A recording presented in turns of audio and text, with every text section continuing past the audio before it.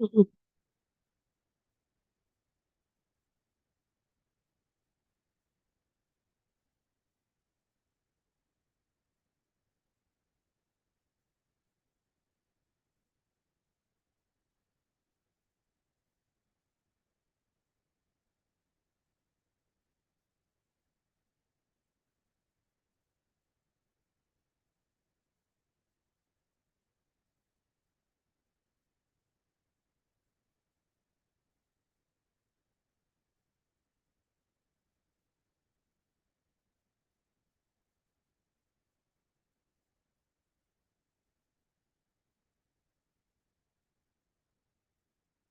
Mhm.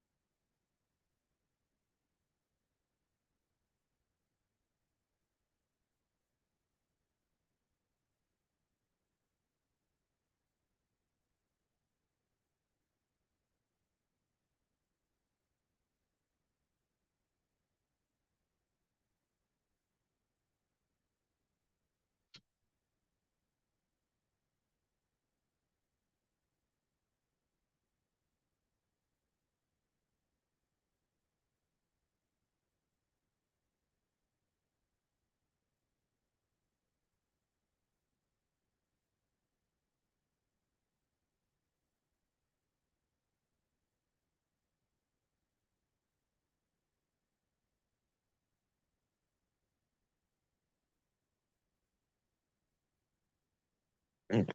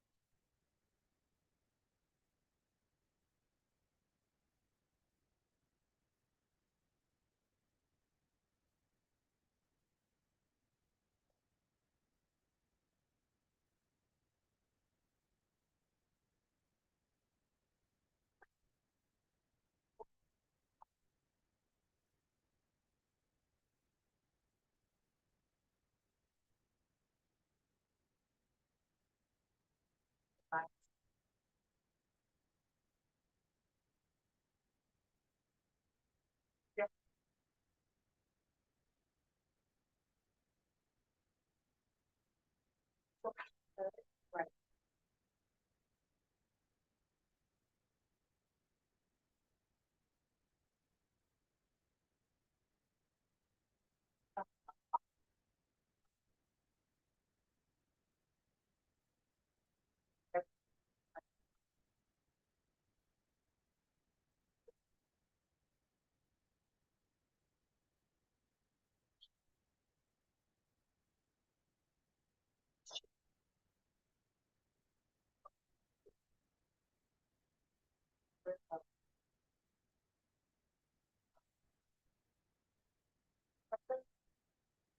that's the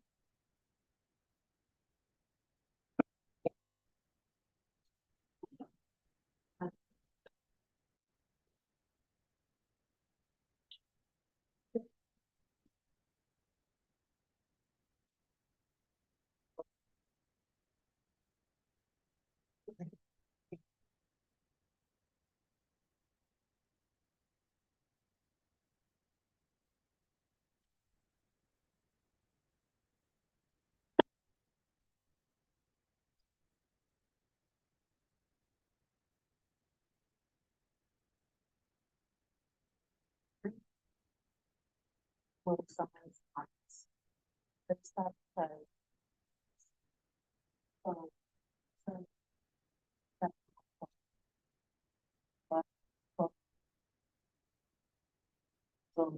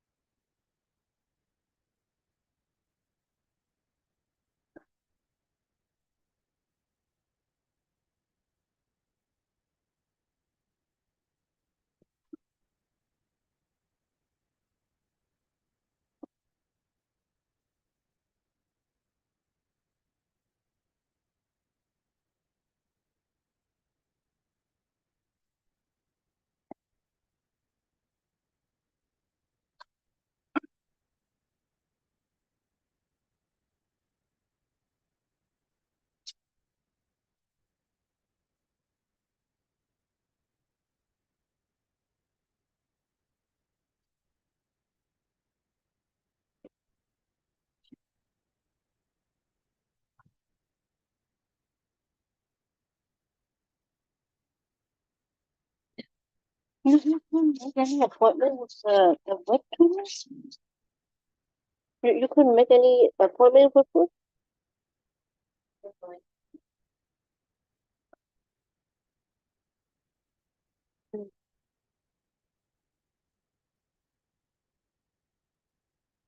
Or you're not available on the day she's available? Mm.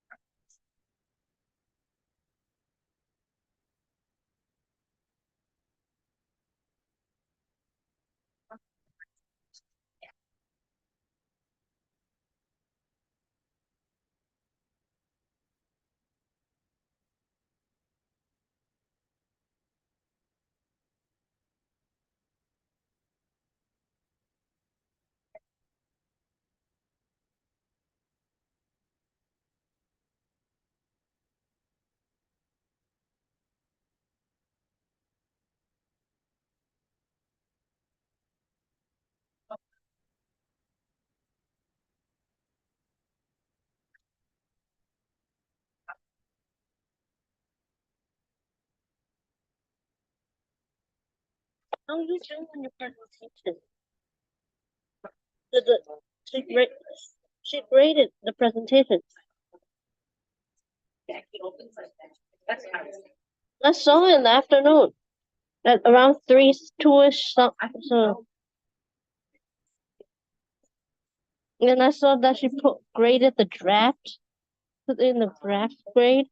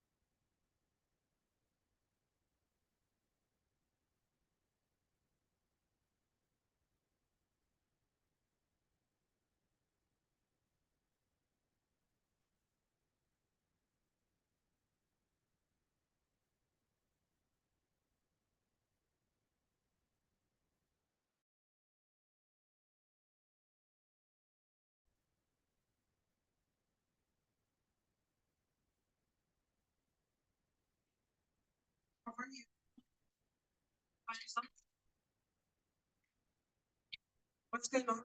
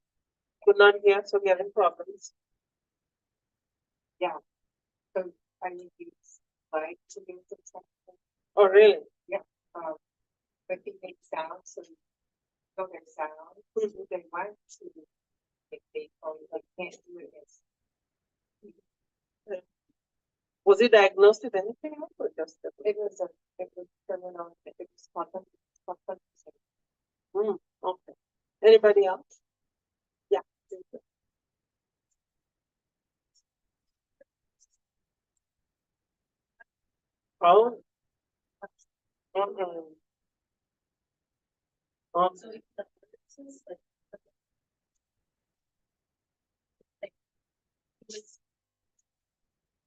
was going to ask you that. 3 years old and pacified. They have kids, they can eat.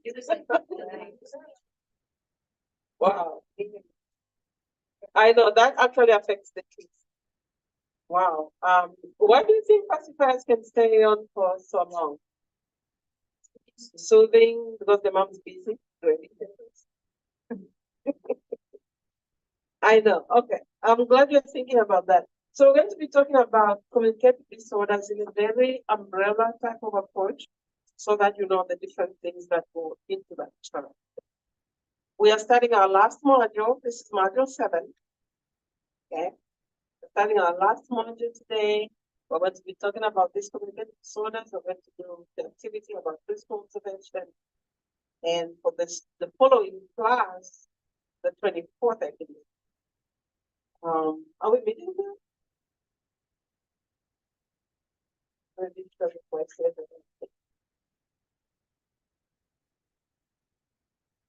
No, it's hybrid. So we only meet this week. Next week we don't meet unless we decide.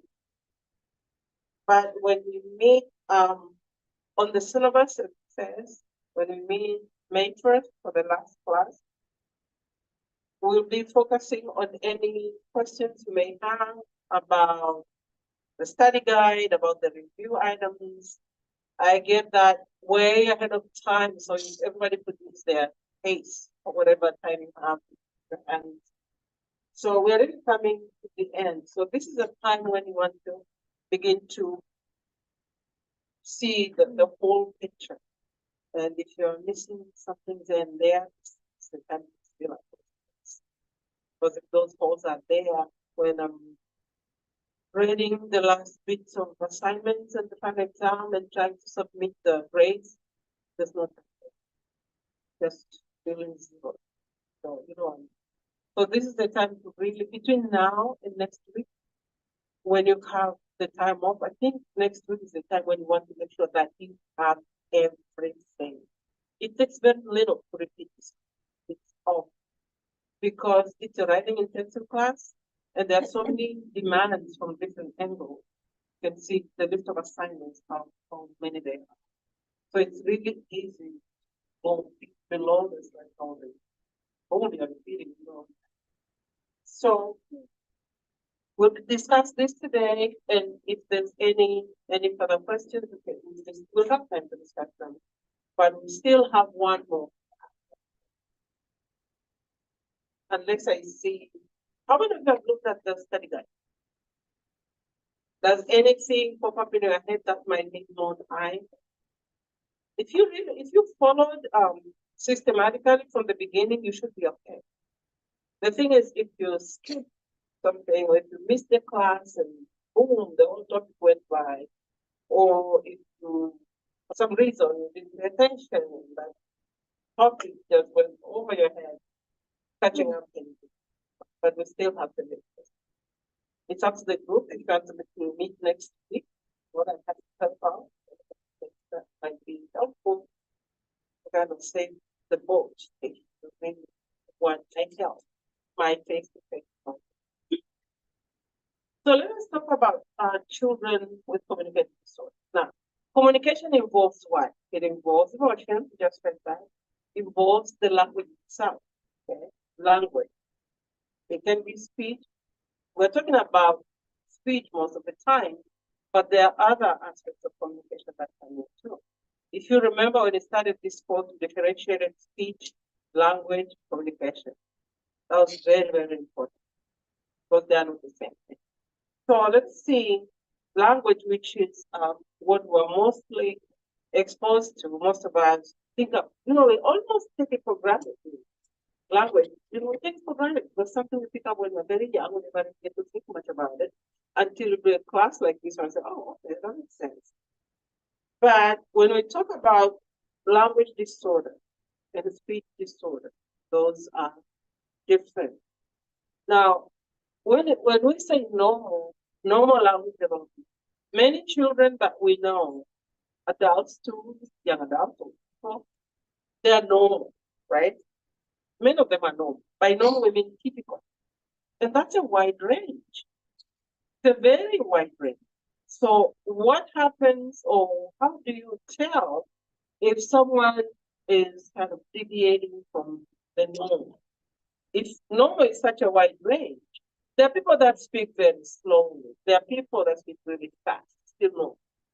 There are people that use certain words repeatedly. You know, it's like today, the phrase that comes to mind is something, and they're using it all day. That's still normal, okay?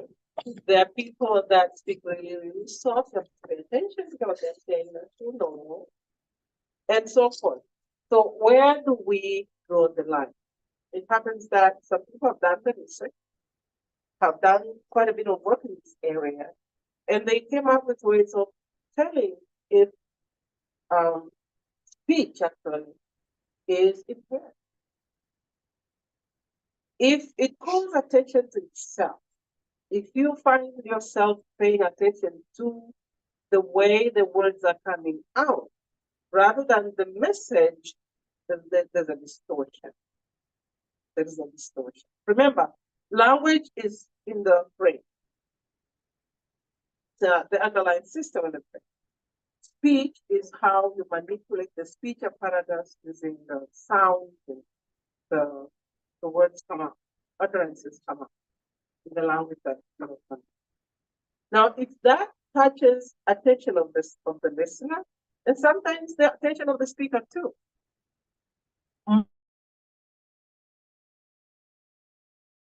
utterances then begins to deviate from the norm. Also, if it appears with the communication, the message is not clearly understood. Maybe the words don't come out clearly, or for some reason, what is said is not clearly articulated, and the person who's listening doesn't get it. And if that happens, the speaker is distressed. Actually. They feel bad about it. That's why emotions come in. It's an unpleasant. So this is what is kind of agreeable with the research, that if this happens in communication, then most probably there is in speech particularly, then there's probably a problem. That speech could be impaired. And my questions to you a few minutes ago, if you know someone that some experiences beginning to come to mind, instances where you were listening to someone and all of a sudden your attention went to the speech itself rather than the message that was being communicated. Maybe the person also felt uncomfortable as they were speaking.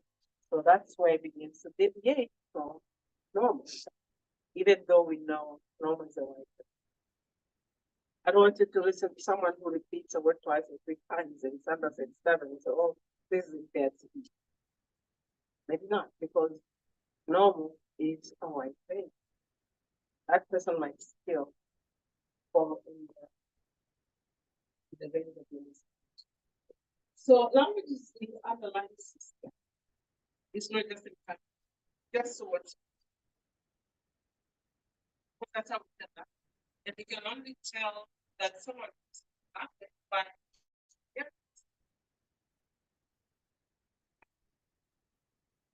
is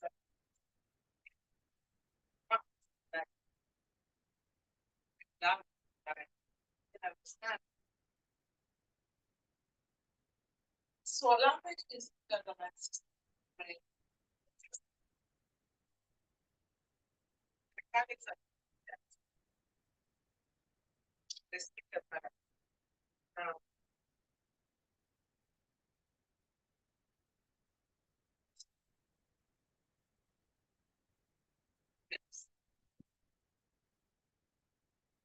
The classification of language impairment can be organic. What does that mean?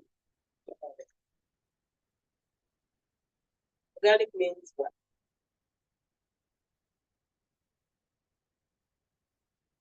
What comes to your mind right now? Kind of, okay. For our bodies, natural means what? Biological, okay. Or it can be cognitive. Cognitive has to do with learning, okay, about understanding the language, about understanding the rules of the language, how the language works, how we how you do. He doesn't speak to riddles or other.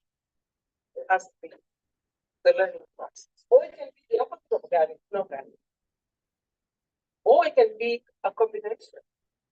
When it is inorganic, then you know it's outside of the both parts of it. So that's the question. Now let's look at the organic language systems. These are based on the neurological perceptions and response. You mentioned that you heard autism, I heard, what did you say, Karen? Syndrome.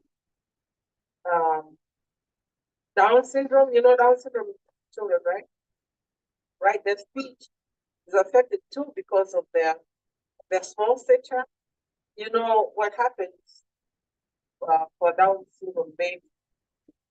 I mean, for a baby, the 21st chromosome, instead of having the chromosomes divide, one from the mom, one from the father. I don't know too far. You did EDFF for 3, right? Right. So you know we have 46 chromosomes. Okay. 46 chromosomes. And 22, those are in 23 pairs. 22 pairs are autosomes. Those are exactly the same. The 23rd pair, they're not the same. Those are called the gametes. Gametes are sex cells. So you have Y and X. Okay. So when the 23 pairs divide up, every pair divides up in a way that the baby gets one from the parent and they create their own. And then there was the second set, one from each parent, they create their own. There was the second, the third set, all the way to number 21. What happens in number 21 is that the chromosome number 21, instead of dividing one from each parent and having the baby create their own, for some reason, one doesn't separate.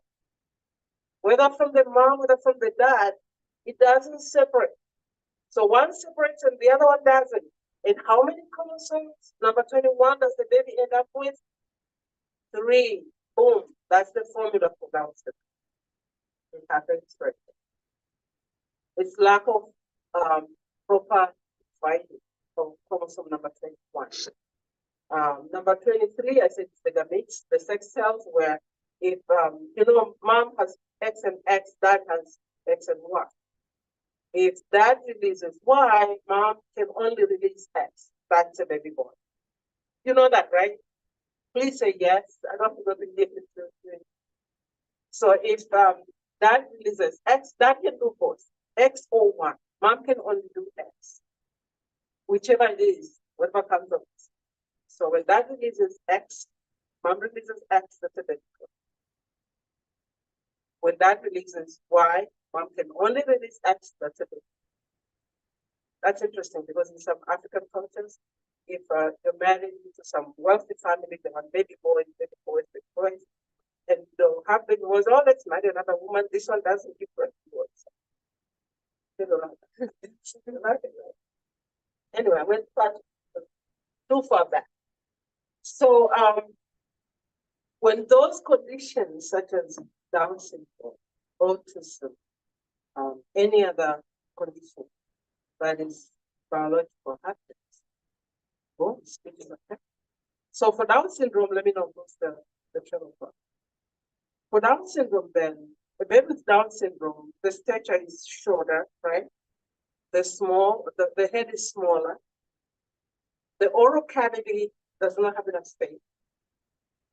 The tongue fills up the small space in the oral cavity. And speech may be.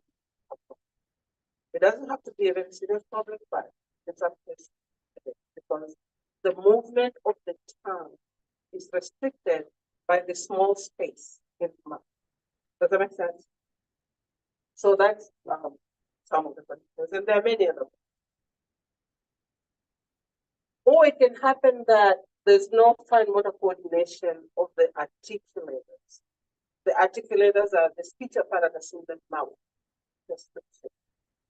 Of course, including the nasal passages, because they sound. So if those are, for example, if the tissue in the upper palate sing storing somehow, the sounds will be highly nasal, meaning air is passing more through the nose. So these are organic, biological conditions that are within the body. And they don't have to be genetic. Something being organic does not mean genetic. It could be genetic or it could not be genetic. It could be because of teratogens. Because genetics has to do with coming down the family. It could be because of teratogens. Teratogens are hazards in the body. Pollution and all kinds. Smoking, anything that when the baby is in utero and the baby is affected, that's not genetic. It happens during the pregnancy. So it can be organic, but not genetic. So that is organic language disorders. Let's look at the cognitive intellectual disorders.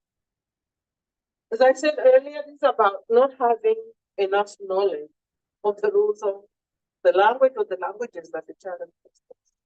For some reason, the child acquires some rules and forgets them. Doesn't use the language and forgets the rules for using it. May not retain information, maybe memory, some memory disorder that takes place. The child stores the information, cannot retrieve it, or doesn't store the information for some reason, has to do with the learning process. So that is cognitive. There are many types of aphasias. Aphasia is a really very general term given to loss of ability to use some of the rules that have been already learned and stored, like retrieving the information that has already been internalized in terms of problems.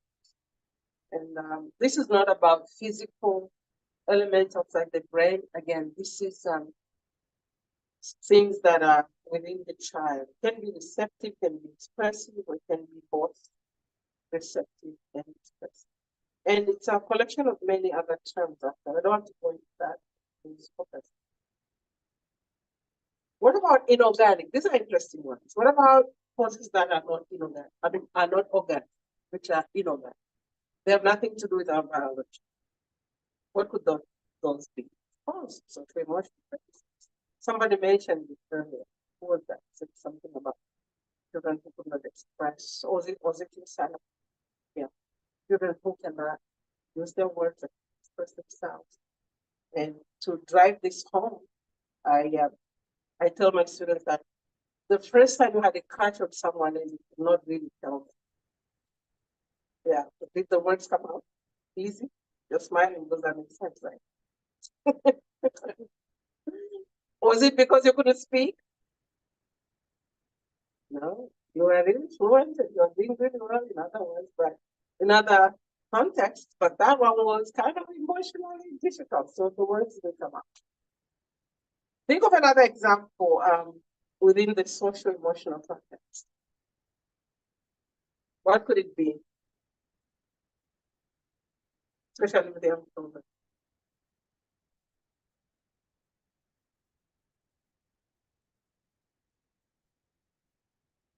I think it. Say something.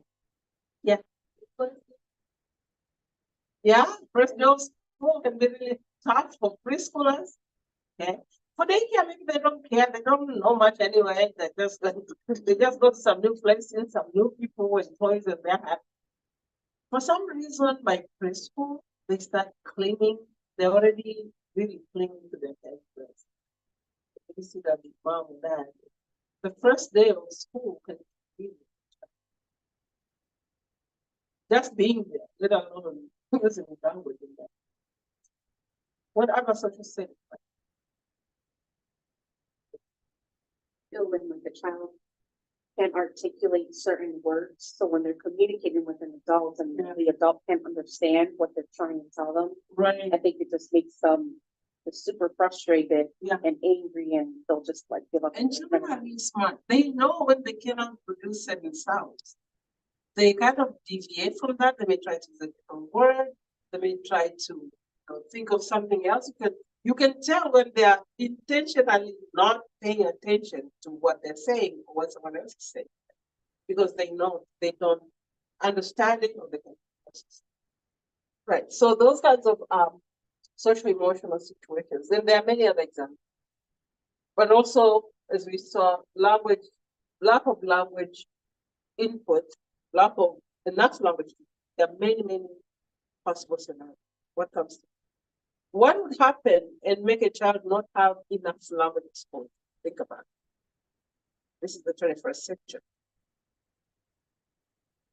What would happen that would make a child not get enough language exposure, language use? Right? Too much screen time. Too much screen time, that's a possibility, because screen time, the child is just absorbing, just taking it in. And the more the brain is just taking in information and not using it and producing something, the more the brain becomes a recipient and not really a user. Anything else? Even though that could be exposure to language in terms of hearing, if there is sound, it's not the same as using the language. It's just recipients, like the depository of information. What else? Child, when they don't Being an only child. siblings. Yes, because siblings actually do help a lot. Siblings do help a lot. And if you have experience with children who have siblings and children who do not have siblings, there's a big difference. There's a big difference. What about firstborn children? The second-born, third-born, they can't stop. The firstborn may be timid, quiet, and doesn't talk much. Maybe, I don't know, sometimes people may claim that they have so much comfort with love from both parents, they don't have to fight for anything. Everything is theirs and they don't need a need. They don't see a need to ask for something because everything is like them. That could be the case. But think about a situation where there's not enough language. What about circumstances where parents are busy, very busy working? The child may go to daycare, that's fine, but there are several children at the daycare, not enough adults to engage every child, so the child can hear those kinds of overhead sounds, but not directly interacting or wanting the child to get involved in using them. And that denies the child. Or sometimes at home, the child is given toys, even if it's not screen time, given as many toys as possible just to let the parents do their own thing. Yeah. They're busy, they're cooking, they're doing everything. More money they're studying. There's no time. There's them enough stories. Or babysitter comes in. The babysitter has homework. The babysitter came with their homework. And the baby is given all kinds of toys. Okay, go take care of yourself. There are so many different scenarios possible.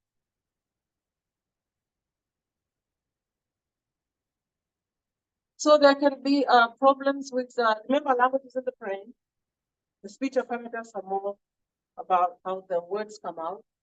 So with language in general, we're talking about the central nervous system.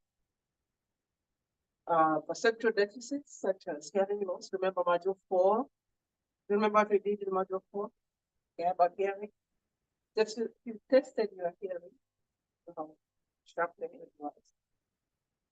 Could be mental retardation, could be social emotional deficit, environmental deprivation, and that's so about families or contexts where children do not get it. These hearing difficulties, slide has some technical language in it. Just know that In measuring pitch and loudness, we use decibels, hertz and hertz. And if you want to read more about that, you can. But for example, for young children, I believe it is they cannot hear anything. No. For children with some sort of impairment, if it is below 60 to 65, I think is about right. If it's below 60, they may have hard time. Yeah. Screening at birth is important. It's one of the 5 things that are screened. The APGAR scale. APGAR scale. What are the 5 things that are screened? Of course, hearing. What else? Weight. Skin tone. Muscle tone. What else? Vision. Heart rate. Not sure, huh? Yeah. So hearing has to be straight. Now, for the children that you're going to work with, these are older children. You're not going to work with newborn babies. There are different ways you can actually see the child can hear. What can you do? What can you do? You get a 3-year-old or 4-year-old in preschool. You don't want to talk to people who you don't know whether they can hear you. You want to give them a chance to give you some feedback, right? So what can you do with young children to see if they hear? I take my kids. Yeah. Behind them to see if they turn. Oh, like that? Yeah. Okay, so making some sound behind them. See, okay. They turn. Yeah, they don't. If they follow the sound. Okay. What else can you do? Yeah. I have interacted right now. I have a child not speak. Minor signs of autism. And the main signs is running from one part where and there. But like why is running there and there? Because told our mom that this is early sign of autism that we run. Take a board like if we take this happy, sad, and hungry. So you can understand everything. And you can even adjust sounds. He can count numbers in 100. Okay. But you know that he complicated numbers, so just talking the board, if he's happy, the point that the happy, the sad face and the angry face. Yeah. So it is helping us a lot. So he can hear though. He can hear. Right. But And mom is taking some like therapies. has he been diagnosed? Yeah. Oh, So, goodness. kind of best, it's a special. Right. The weight first. It's called weight first. Yeah. Up to now, so we change it, but we were told that it will help us. Okay. Yeah, that best actually helps. For some reason, it helps calm them down somehow. Anything else? What can you do? Yeah. Call their name. Call their name, yes. Those children love their names. Once they know my name is so and so, they're excited when they get their name. What else can you do? There's lots of things. What about just drawing attention? Asking them something. And how can you tell they cannot hear? What would give you a sense of, wait a minute, can this child really hear? What would happen? Let's say you called their name, they didn't turn, or you made some sound they didn't. Okay. What else? How can you proceed up to a point where you think maybe we need to find out if the child can hear? Because they're really smart too, they can read your lips. So you can cover your lips and say something. Sometimes they read your lips and they can, from repeated experiences, they can tell you. For example, if you come here, they can come because they see the movements of it. But they can come in. So you can try several things up to a point where, or you can mention something, they're interested in, or you can give them directions. Sometimes you give them directions and they do that, and then they do something totally different.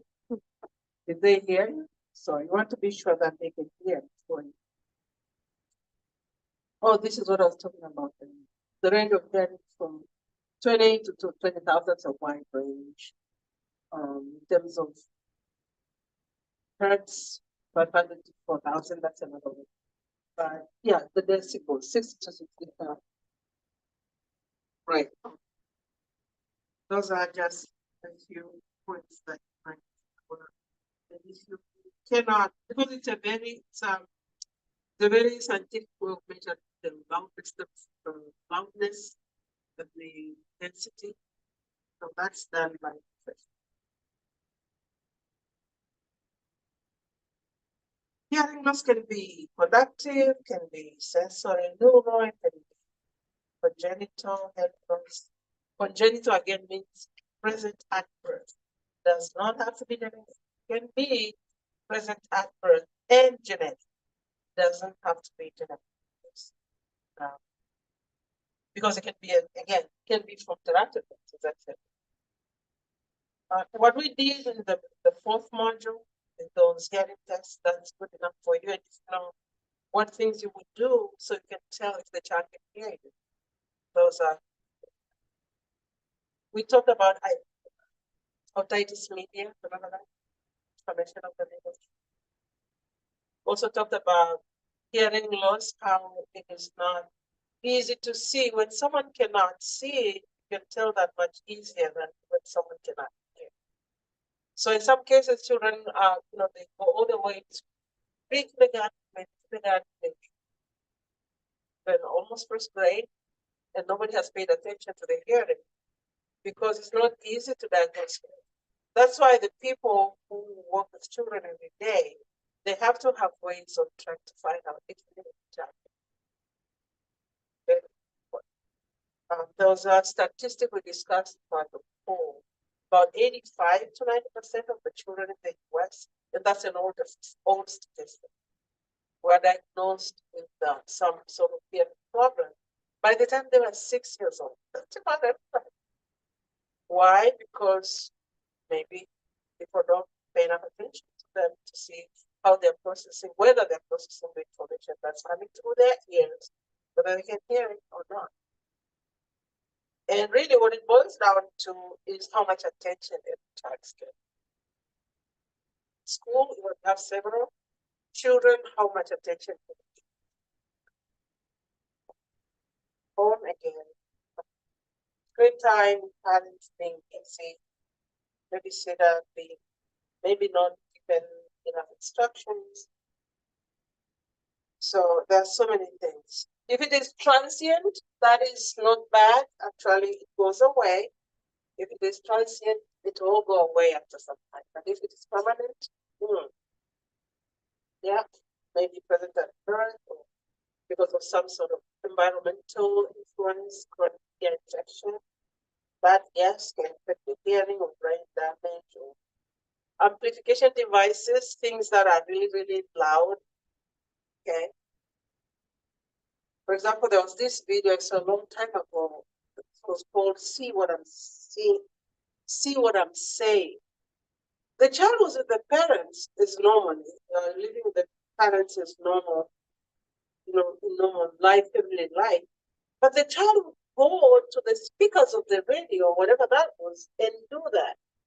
Wouldn't you think that parents would really pay attention to that? The child would just open the ear right there, and everybody else can hear, but the child would.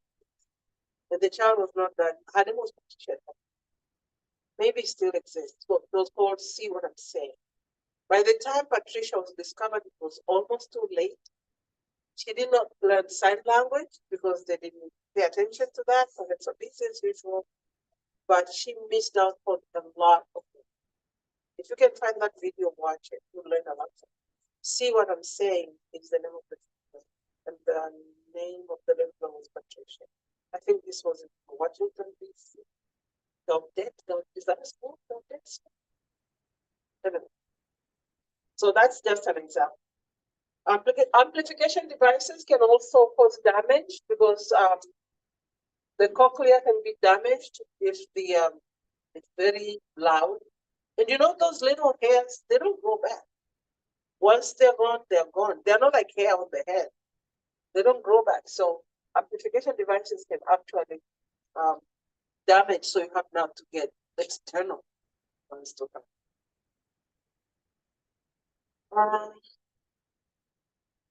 Well, working with families, you work with families also. You have to work with families to even find out. And probably even to help them understand. Because they may be dealing with a situation that for some reason they haven't paid attention to it, or they have seen it, they haven't really thought about it, and it could be the help that they need to help the child.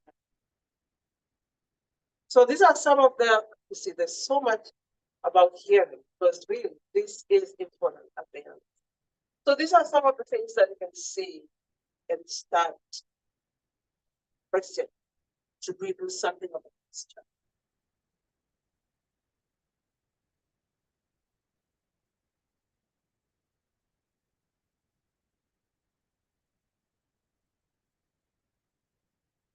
Yeah, this is straightforward. Autism, some early warning signs. There could be more. Raise your hand if you have worked with someone, with a child that has autism. Can you talk a little? Oh, quite a few. Can you please just share? Oh. Yes, please. How old? Mhm.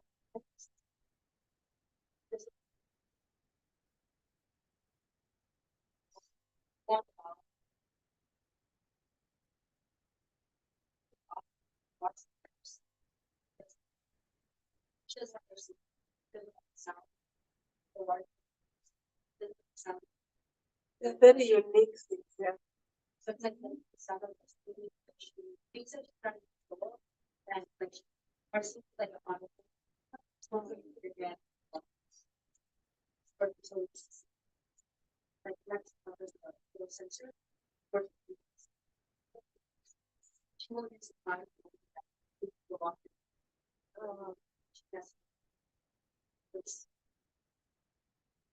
Anybody else? Wow.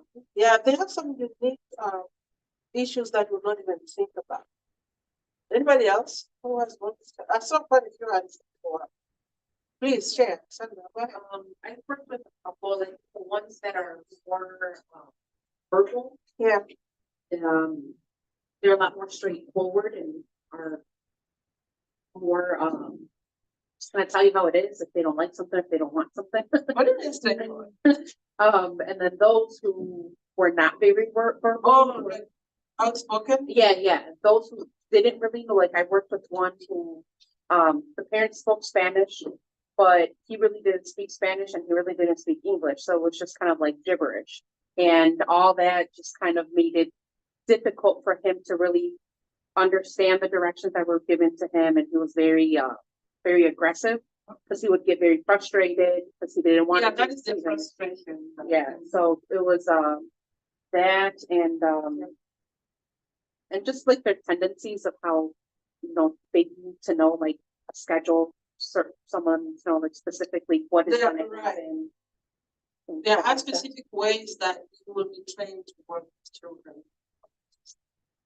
Knowing what to expect is really, really routines. And if anything, the deviates from the routine, I don't know if you say this. There are things to work. They can be really, really smart. There are things that they do. There are things that they do really, really well. Like there was this, remember the old game Solitaire? Anybody know Solitaire? It's an old game. Okay. A friend of mine had a son who was about 6 or 7 at that time. And it wasn't, not many children could actually play Solitaire on their own and go all the way to the end and win something. So he was so glad.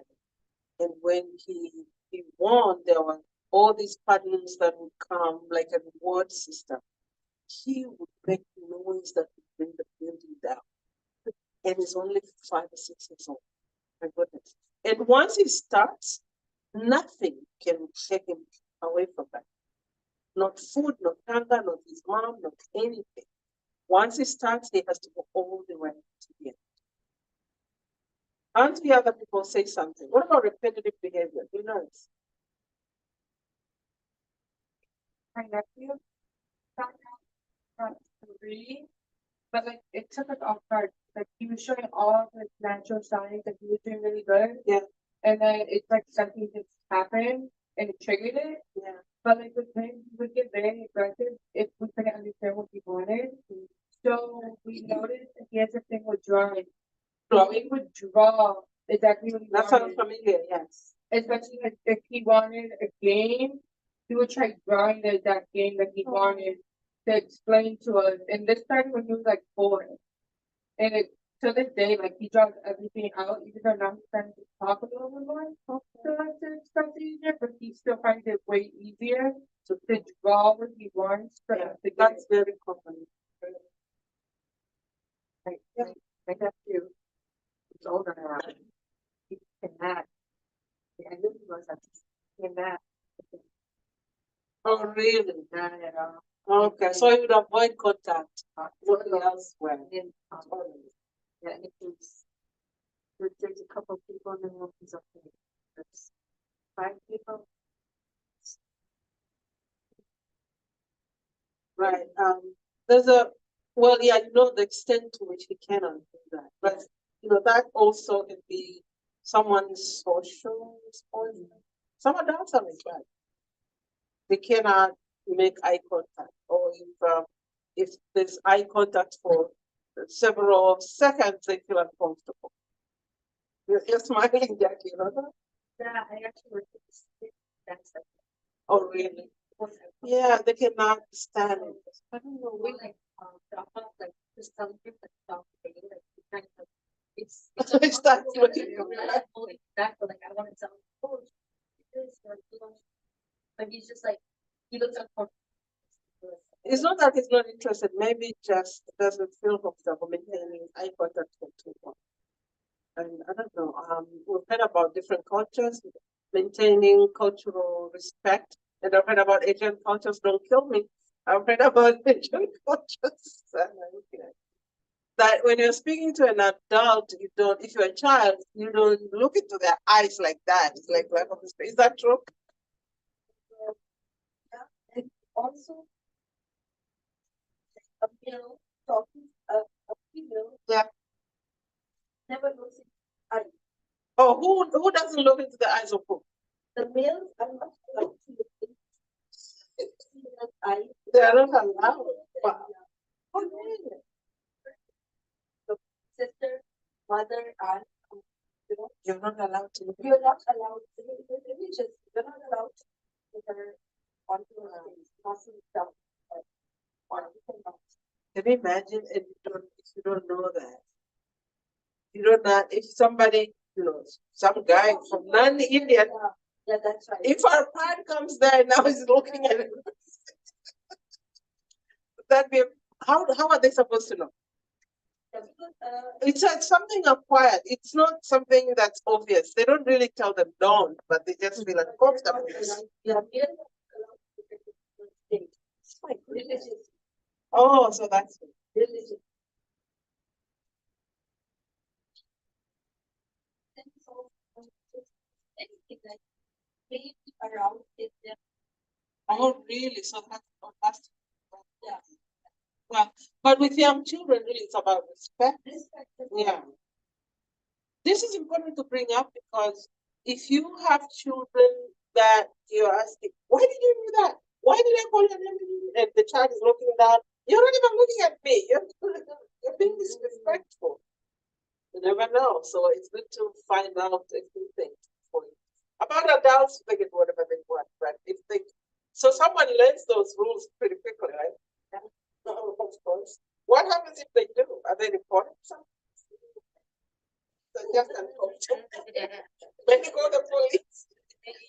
Woo. All right. About autism. Anything else about autism? These are just some of them. We'll get Maybe, sensory sensitive. Which Yes, is- yes, that's and a then good just one. things that are in their mouth as well. Sometimes it calms them down when they give them sign or like sad or something, they can calm down. About texture. About texture. Do you know that there are these plastic like bags? I don't like bags to be specific. And when they're plastic, you're like, oh, it's plastic. I didn't like it. I know it's plastic, but forget it. It looks like a bag. It's a bag. But some people just hold it and just hold it in their hands and play with it. Very uncomfortable. And I'm standing there thinking, okay, I'm gonna do this activity with these children. So that is something else. It's really just the sensation of not liking bugs at all. And one thing that I like about North America is that they're not too many bugs. Not too many, especially except in the summer. You start seeing things falling, and I don't like that. I don't mind things moving, but they have to move on 2 legs, or 4 legs maximum. More than 6 legs, no. I cannot handle it. Anyway, so there's a lot of information out there about autism. This is an area that has been studied for decades. There are so many celebrities who have children with autism, and a lot of money goes into the research. That's why there is so much information. So much money goes into autism. And that's why there is so much information out there. If you have to learn anything about autism, really, you can find it. One thing they haven't found is the cause for it. The cause for it. How does it happen? They blame everything. Elderly women having babies for the first time. Oh, autism, males drinking or whatever. All kinds of things. What have you heard about the causes of autism? Immunization. Immunization. Yeah, I've heard about that. Okay. Like something toxic. They can put something on it. Really? Sorry? Oh, really? I haven't heard about it. Yeah, red. I've heard a lot about vaccination. I've heard about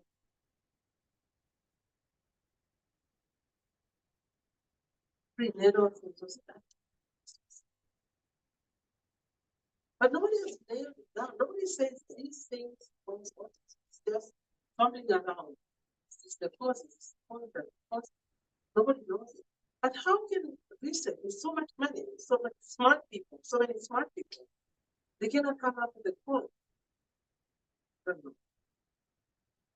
It begins to make them think, maybe, I don't know, maybe they found something and they don't trust it. Age fine, but you know, some women have children into their 50s.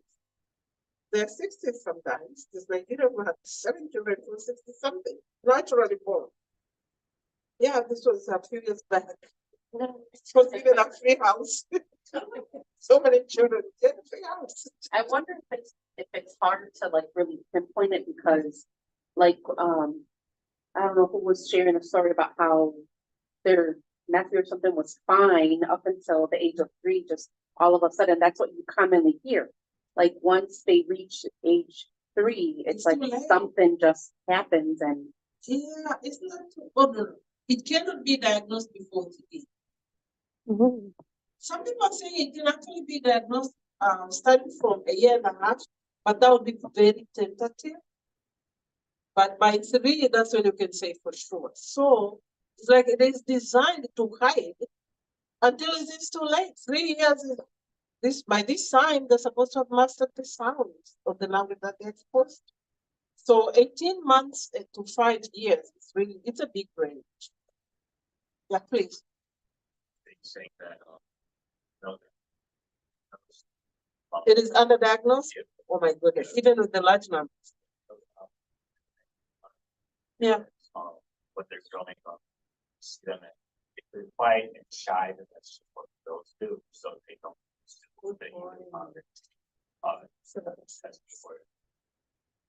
Yes, you know why? Do you know the ratio of boys to girls who are diagnosed with autism? It used to be 3 to 1, and at some point the rate was 5 to 1. So more boys than girls. That kind of explains it. Is that something you read? Is that common knowledge? I don't. Yeah. Is it common knowledge? Somebody talk about it? And someone said it offhand, so I just it was. No, it makes a lot of sense because girls are supposed to be, again, it's a cultural socialization. Girls, but on the other hand, opposite of that, girls talk more because they like fostering, they're closer to other females and women in language, all the time. But again, if they're shy, That's normal and nobody pays attention to it. Yeah, there's a lot to it. There's a lot. I really want to perform. Anyway, this is a condition that is so pervasive everywhere. It's not just North America or developed countries, it's everywhere. Diagnosis is another. They may not be diagnosed into adulthood, and nothing gets done. Do you know any adult with autism? I know several. Yeah, does it get easier? What is that? It can get escalated. This is a spectrum. It can be mild, but it can be as severe as a 5-year-old or older child not knowing the difference between their food and their. Yes, it can be that severe. Not knowing the difference between when they're dressed and when they have no. That is the end of the study towards the end. If they're high functioning, which means that the symptoms are not too bad, you may not even be able to tell. They might have symptoms that are borderline, that we normal people have. But when it is extreme, it's about feeding an adult, it's about making sure they have control, it's about life becomes almost impossible. Anyway, back to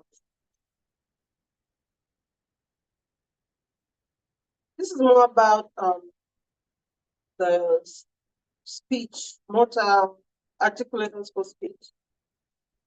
If the brain can, the brain controls everything. If the brain doesn't allow your tongue, your jaws, your throat, the vocal cords to move in the right way, then you have weak, or you can have weak muscle tone, or you can have just poor coordination. It's all from the brain. Don't worry about that. You're gonna have to pronounce it yourself. Voice disorders. This is an interesting one. We'll be done in a moment. Tell me something about voice disorders. Pitch. Have you seen children who are talking like a few feet away, but really high pitch? Yeah. But again, no is a wide range. When do we say this is not normal? This is impaired. Okay. You have to find out. What about loudness? As I'm talking to you now, I'm actually kind of estimating. This is an enclosed space with about 16 people. So I'm kind of estimating how much noise, how much loudness the decibels that we provide.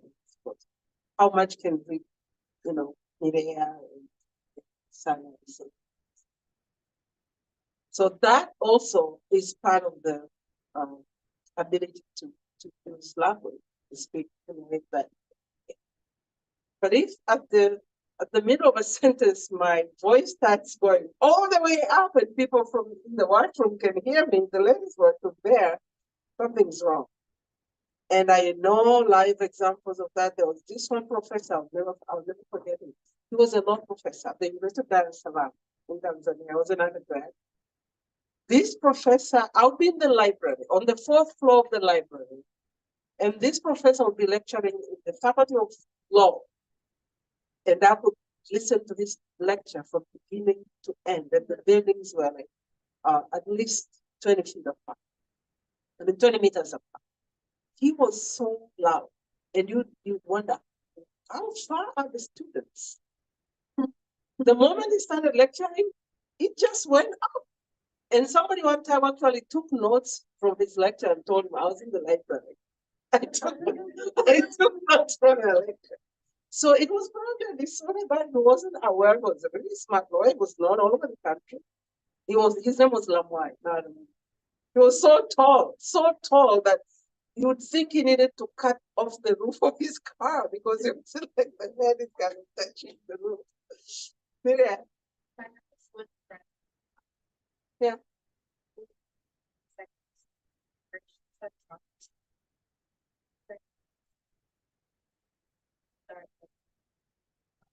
Oh.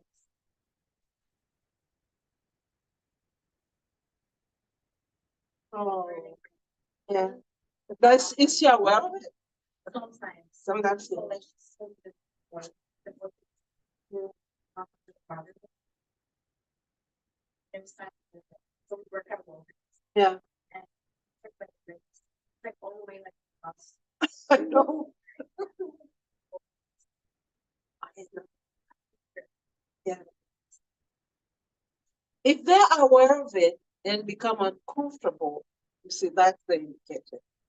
If they're not aware of it, that's even worse, I think. Or maybe she doesn't hear very well, because when you don't hear very well, you speak louder. Because you imagine other people don't hear. Do you know that? Yeah. You know? But supposedly I was born that way and nobody talking to it.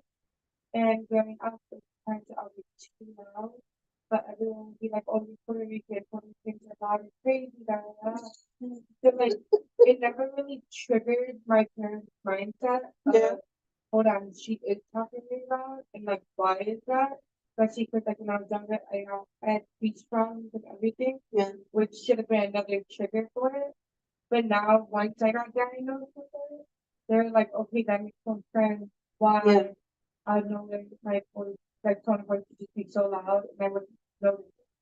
But you're so quiet. Yeah. Remember in the other class, I had a time here. But like when I was younger, Yeah. I really wouldn't like notice it. And like I'm a very shy person. So like with my family, Don't be, you're I'll gonna be be a like, teacher. huh? Don't be shy, you're gonna be a teacher. Whatever my students, I'm like as crazy as they are, but like in front of like, people around my age, like I get shy. But like Yes. even in school, they'll say like, "Oh, she's very quiet. We already noticed it." But my family be like, "She's so loud." Like, what do you mean you don't notice it? She's screams, and nobody was like connecting it. So now we're like, okay, it's not because she's Puerto Rican and she's crazy, blah blah blah. Is that Tell me about being Puerto Rican. I have to stay living in I get what you tell my family. They're like, "Oh, you're just Puerto Rican. Puerto Ricans are all loud and wild," and we're like, "How is that loud? Like, we're just here, okay." Or you know who else are supposed to be loud? Well, this is about Africans. In the East, they say Africans in the East are kind of calm down, more, quiet people, composed. And they say in the West, like Nigerians and West Africans, we say West Africans are so loud. That's what we say, but it could be kind of stereotype. Same thing. Same. I feel there's people who are just generally loud and don't care because like I'll be in the store and I can hear someone's phone conversation like 3 aisles away. They're so loud, just blurring out all their business. It's like, what are you I know. so loud? Like, should be a Sometimes what they're saying is not that pleasant either. right, right. You cannot be, don't really want to hear it, then it is. So, but if you tell them you have an event, I'm with you. So, you gotta, well, that was left to go only to months. Right, so there's also loudness and involuntary increase in loudness. What about the vocal quality? Sometimes the tremors or hoarseness, if that interferes with the clarity of the sound, the words, utterances, then that, again, it may or may not trigger discomfort in the speaker. But if it does, okay, let's go to the stuttering. Tell us something about this, Gladys. You mentioned it was the first thing when you started talking about this. Do you know anybody who stutters? Anybody? I had a little boy, Peter, he stuttered, he was such a good boy, but they brought him to get checked and he said, he was 3, he said, wait till 5 years old. He said, The stuttering would go? he said, if I had a problem, Mm, I don't know. no, I know adults who stutter. Yeah. And they become uncomfortable about it. My husband used to stutter, and my sisters would tease him a lot. And they were trying to be quiet around them. But stuttering can go on into adulthood. Yeah. For the young ones, it could be looking for the right words, maybe. But you talked about stuttering, Gladys. Are you Sandra. Sorry? Sandra. I have a Gladys in there. I could just say all the time. Okay, Sandra, go ahead. I had a little student, I worked with a little girl who, it was weird because from like one year to the next, like the first year that I had her, she didn't stutter, but then I don't know what happened in the summer that she came back the following year. The grandma was the one who told me right away. She was all like, she's doing the stuttering thing now, and I don't know what it is. And Yeah. we would tell her like, take your time, don't worry, you don't have to like rush. But then I had seen a video where they made a point where they're like, someone who stutters, don't tell them things like that. Like, take your time because then it just kind of makes them more subconscious of it. Yeah, They're like, so just let them stutter and let them just kind of get their point the across. self-consciousness makes it worse. Yeah. And if you don't, raise your hand if you don't know what stuttering means. Getting stuck on the first sound, the first syllable. Once that goes, then the whole word comes out. And I've not really understood the brain mechanism of it. Just being stuck on the first, they know what they're saying. It's like they can see what they want to say, but it just wouldn't come out. Once they go past the first syllable, everything's fine. And it's not like maybe clusters, maybe consonant clusters or any other difficult. No, they can stumble any first sound, but it can also be somewhere in the progression of the utterance, but mostly on the sound. In singing though and reading, they're fine. So if you know someone who struggles and wants to make them feel that they don't stand up, I can stand up and read this and let me hear. Or sing it. You know. Yeah.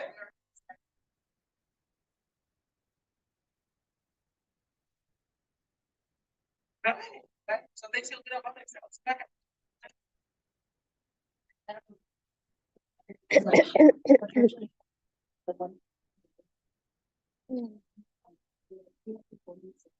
It's like being without saying anything.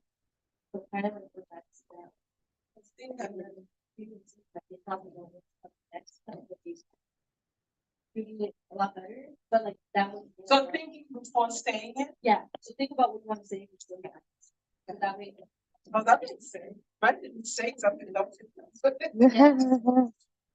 Well, that might help. But again, what causes stuttering? These are really smart people, but getting stuck. Just that getting stuck on the sound. Cluttering, people that go like, oh, there's the difference between stuttering and cluttering.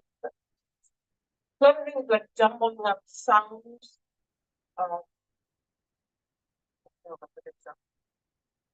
Have you heard has someone said something to you so fast you didn't even know what they said, but they gave a whole chunk, like whole sentence? In the language that you're familiar with, not even a new language. Like they put them together too close or too fast, I don't know. What about long stations? Oh, interesting. Long stations. They're waiting for the next word to come out. I used to listen to Obama's speeches and he would wait for Saul. I said, okay. But it turns out to be, he knows his way. I think he thinks about something quite a bit before saying it. Rather than, the rest of us just say something, oh, did I say that? So long hesitations. These are called gap fillers. Gap fillers, they are when you haven't got to the next word, you have to fill it with something. So what do you use personally? Is so come on, what else? And yeah, that's what you say, right? Yeah. What did you say? And like AND and a lot of times people. Oh, French was not that. And what else? Actually, yeah, actually, even when they don't mean actually. What else? Oh my Light. goodness. Light. I still say. Yeah. There was another one. Well. Well, right, yeah, well. And, you know, don't tell me. You know, speed and pace. Speak so fast that someone has to kind of be quiet in their mind and play slow with it and let know what to say.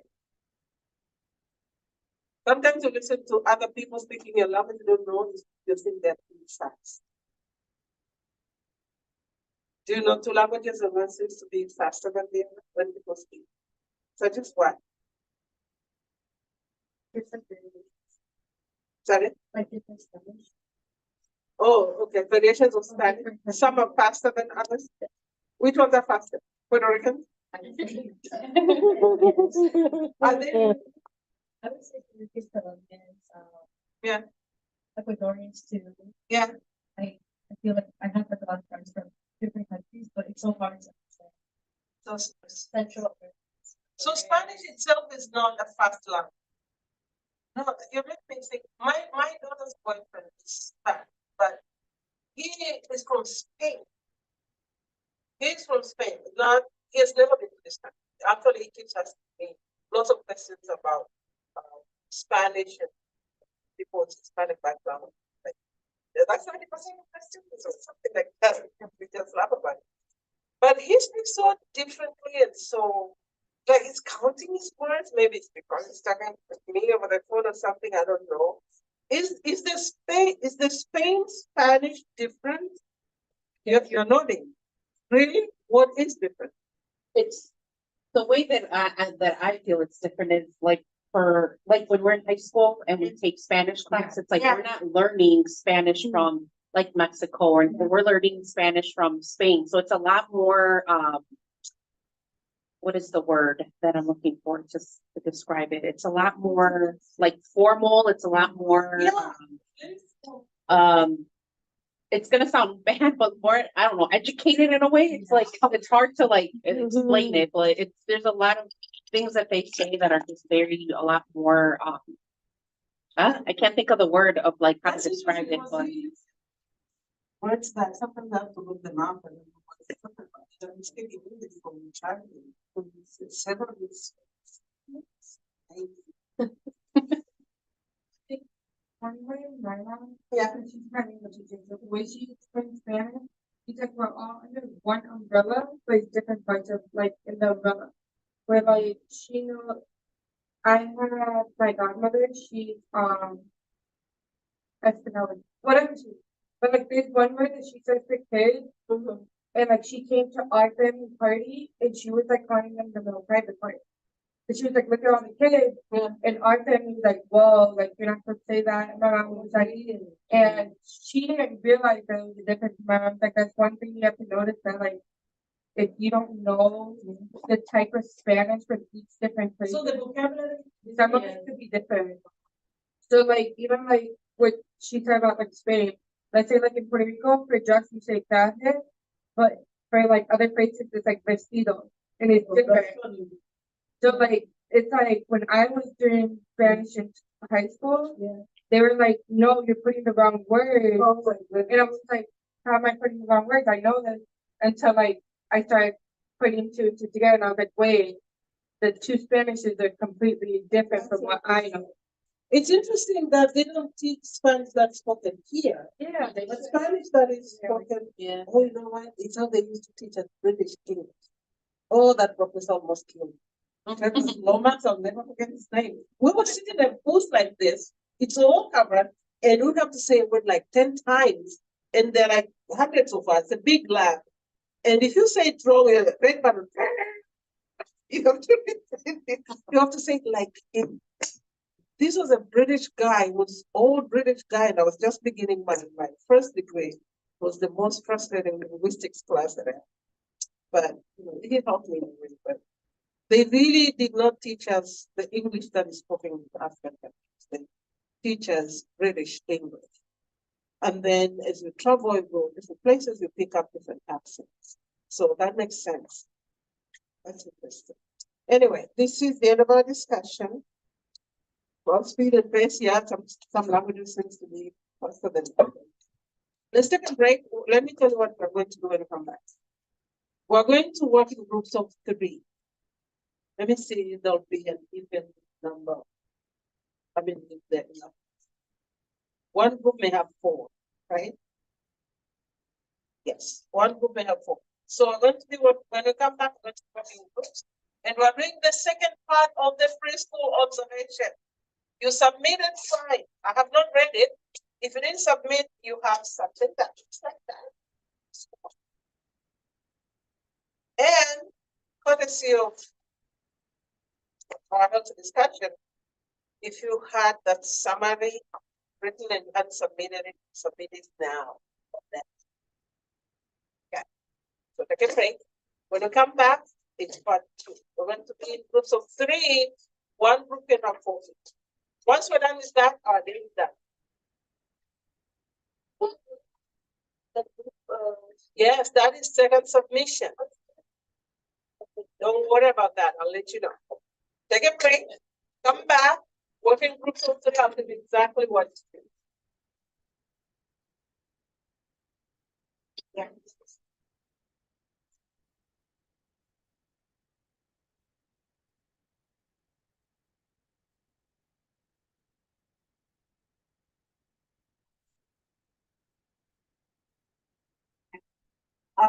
I remember that thing. Because you have the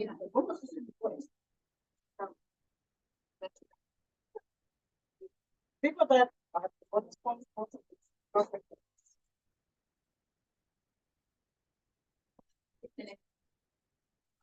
Oh, I saw that email. I have a chance. Yes, so I know.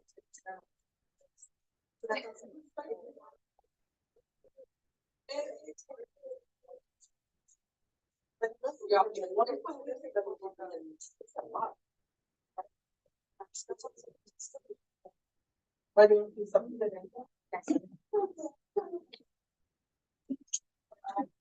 Yeah, because I would share.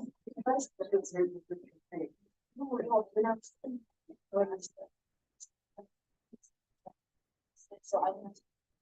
So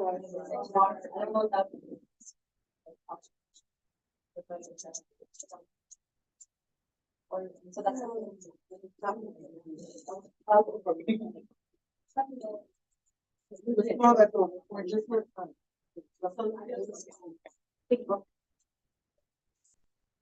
Right, ladies.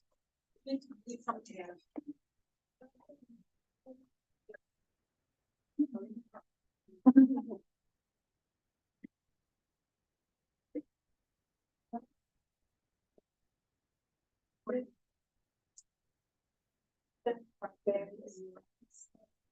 Yes.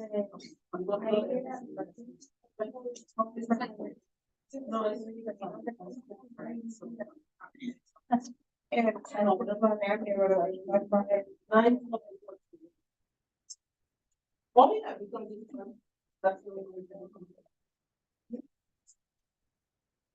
I cut it down to 5. Right. Yeah.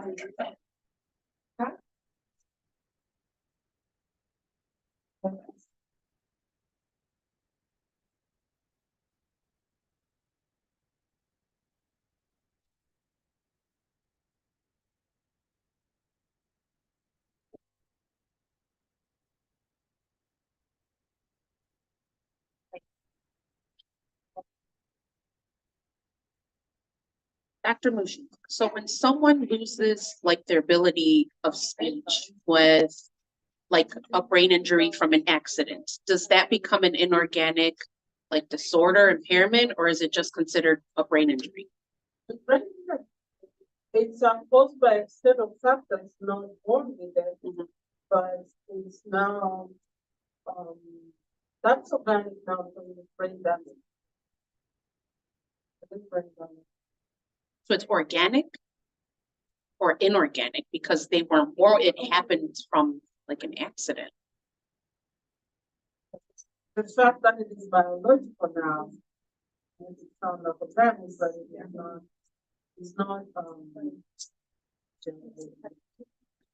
it's not the one that we present at birth. It's environmental in the sense of the brain damage on outside of the mind. But it is biological in the sense that it is now in the brain. It is not congenital. It's not congenital. It's not congenital, but now it is organic in the sense that it was inflicted from outside into the biological part.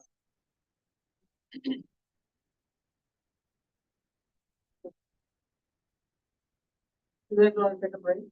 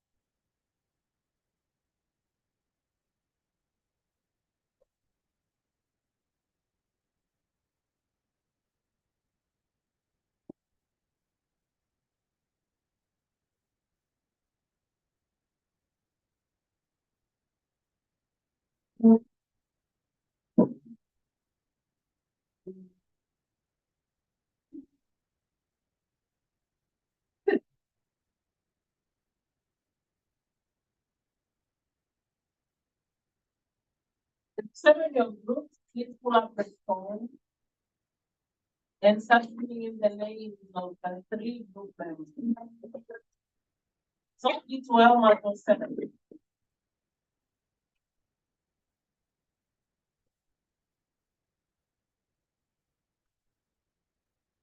One group of 4.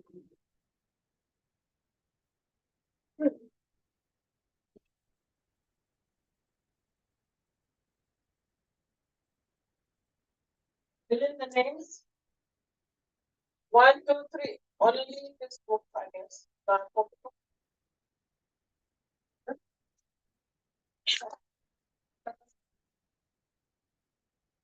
So you fill in the names, and for that name, the child's pseudonym, the child that was observed, the age of the child, and the context. So the first part is easy, just identifying the group members are who, the children, the where, using.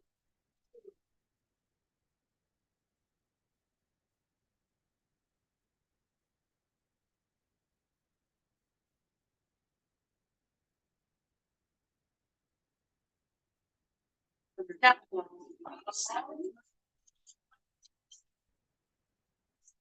work on the same, but everybody has to submit their own.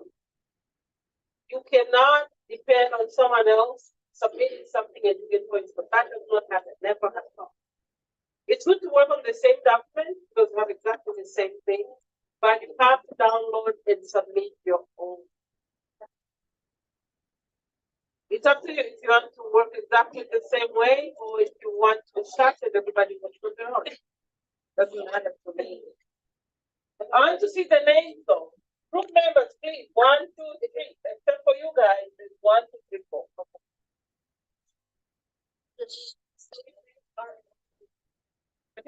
Yeah.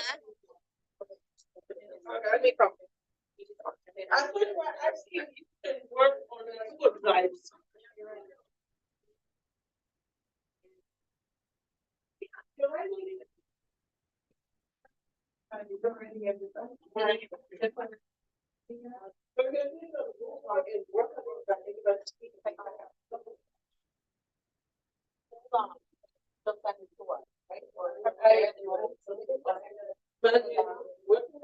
You.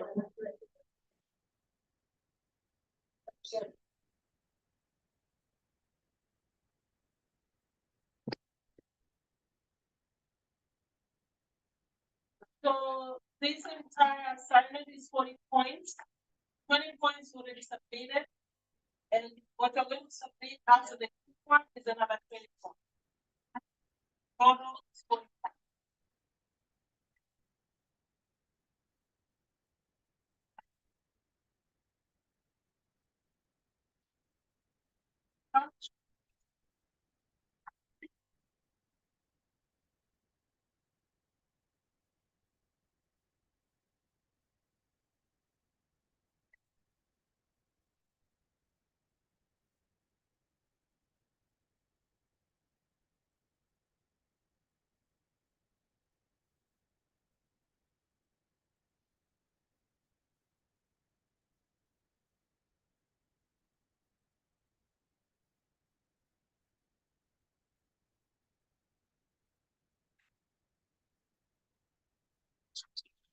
Trying to get it up.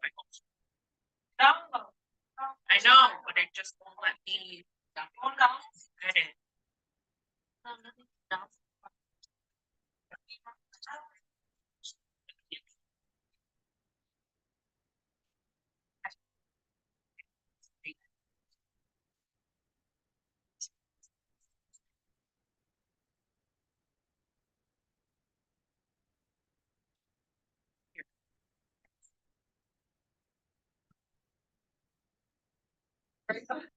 Here.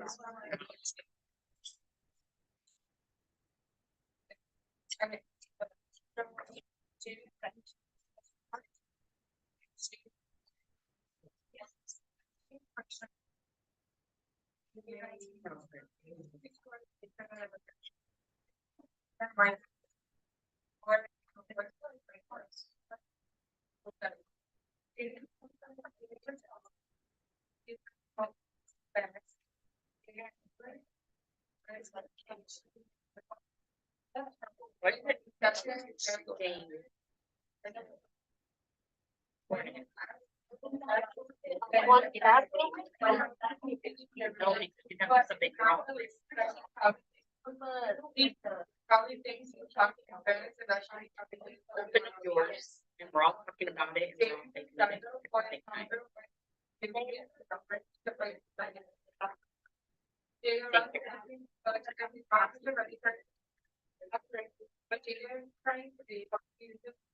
And the name is Jane. 4.5.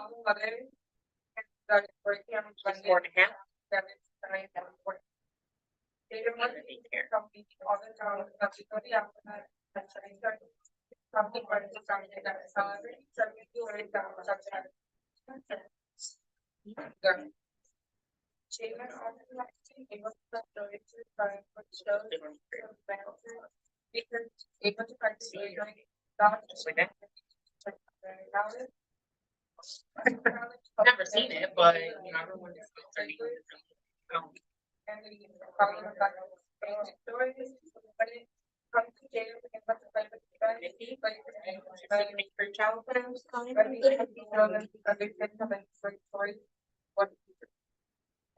At the end or no? Oh, no. And how old is it?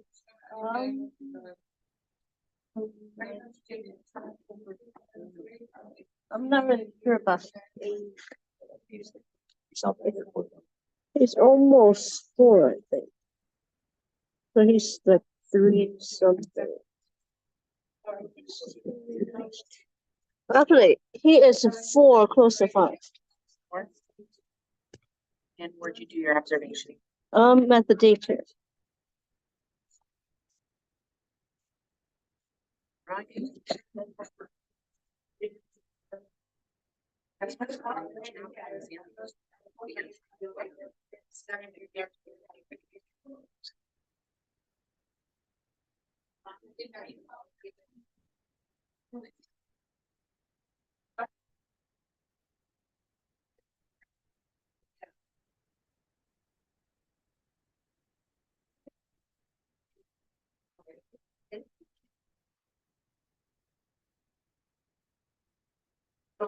for me, art, example utterances, I would say when, when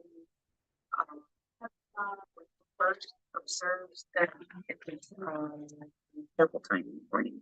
And they were reviewing the letter sounds of the letters that they, learned up to date, so it was A through B. So they were A to B? A through B, yeah, so the letter sounds for A. Also, after that. Yeah, almost in the year.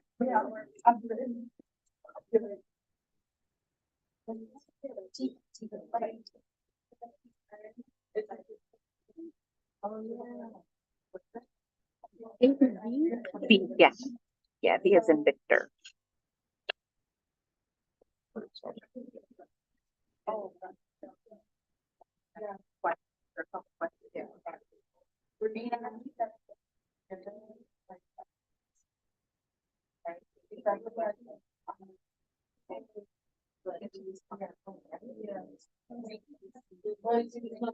She wants to just give one example or more than one. Oh.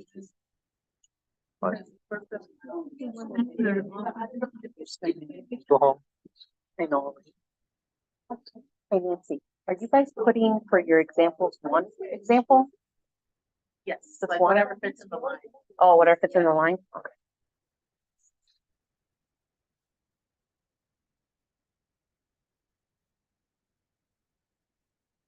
Well, I can give another example for her. She was able to, I think the teacher had also asked them, like, they on their board, they read a story. So for example, they read my V book, and inside it's just all different things that begin with letter V and the V sound. And then at the end, they'll ask them, like, is there any other word that you didn't hear, didn't see in the book that you know of? And she said vacuum. So that one work for it. Just because, you know, she's all like vacuum. She like, Yeah, with, I don't know if it'll fit. Let's see. Gas. Or another word that begins with these.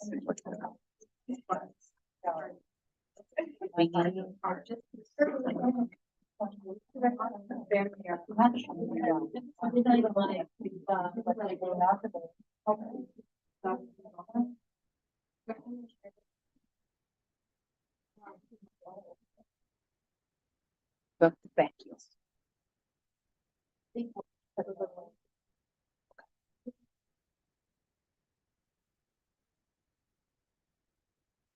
Spell like that. Give us an example for Carmen. Sure.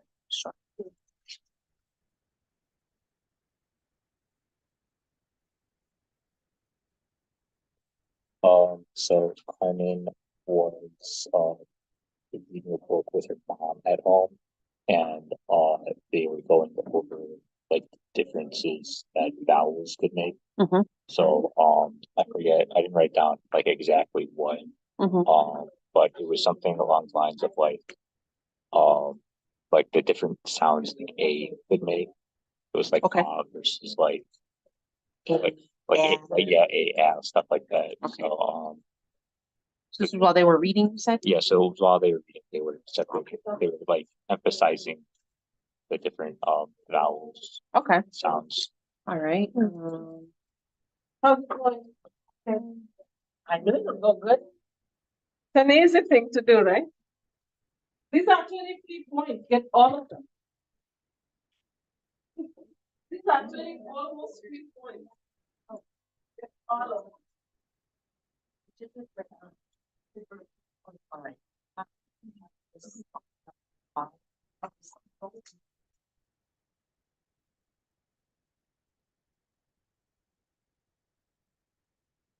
Get the 20 points, you have to answer all parts. After number 4. When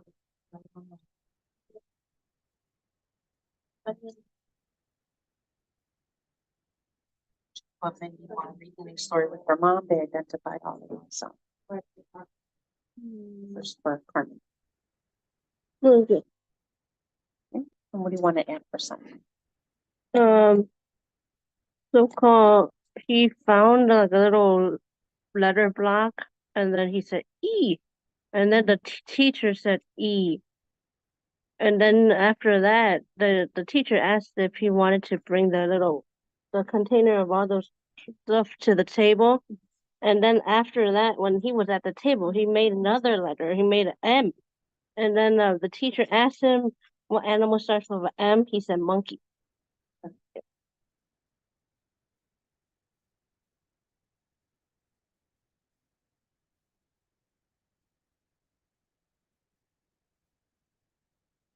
Letterbox, you said. Yeah. Quiet, when you're quiet, I speak quiet. Right.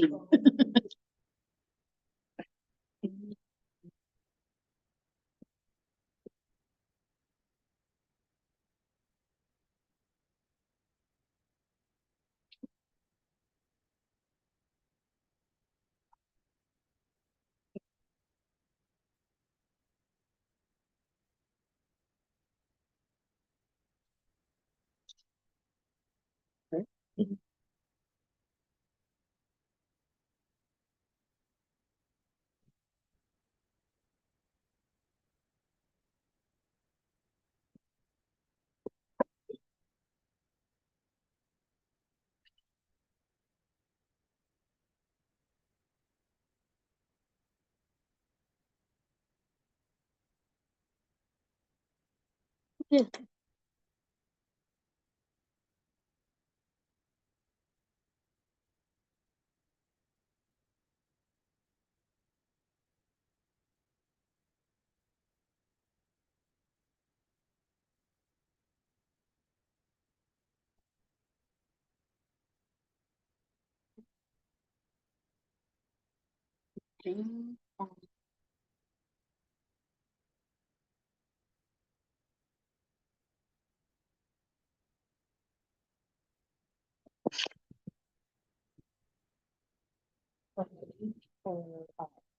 If they were talking about the letter B for that one, they would be.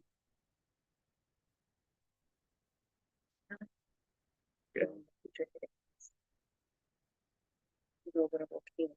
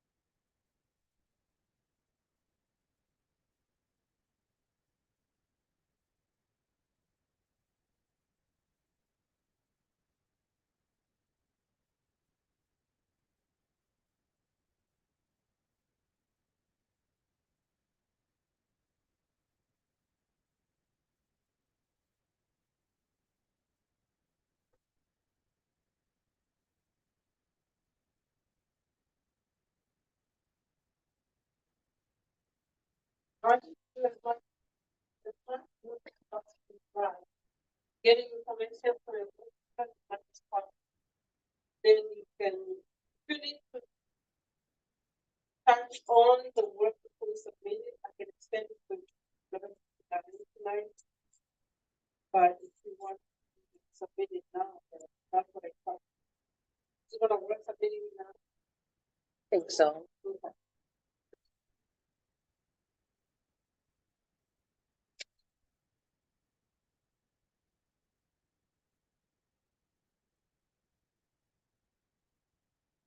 That's just the wells even.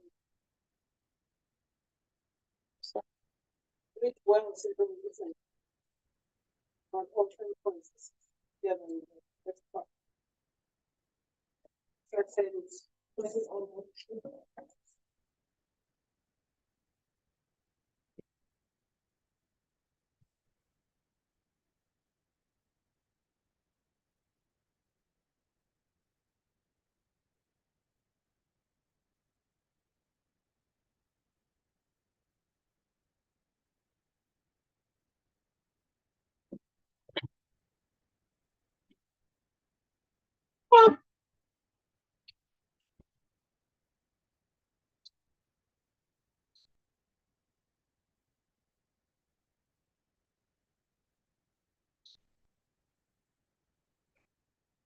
Just one refrigerator.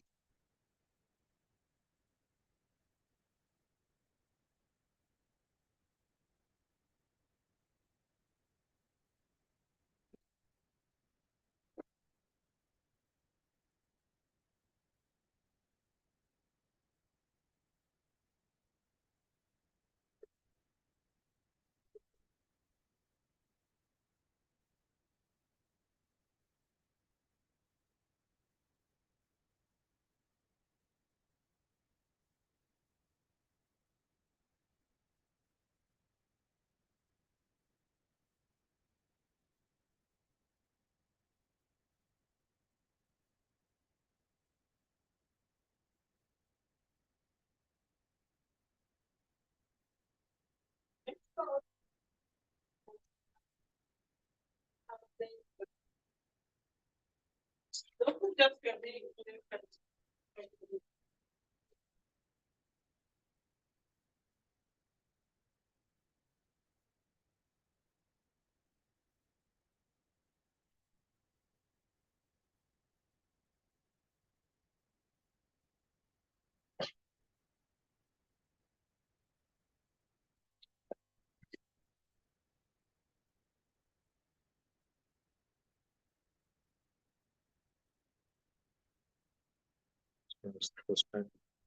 Stylus. Stylus? Is this this? I don't think so. Is it?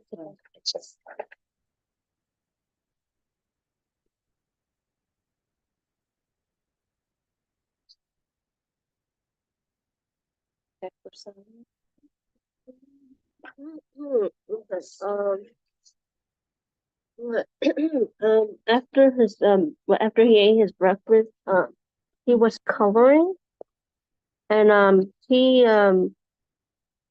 little friend was so close saying he drew a shark or a whale of some sort, and then he said, "Oh, you're gonna color the whale or shark blue, and then you should color the teeth also." That's what it is. Like he Finding more knows details. and knows about the color blue.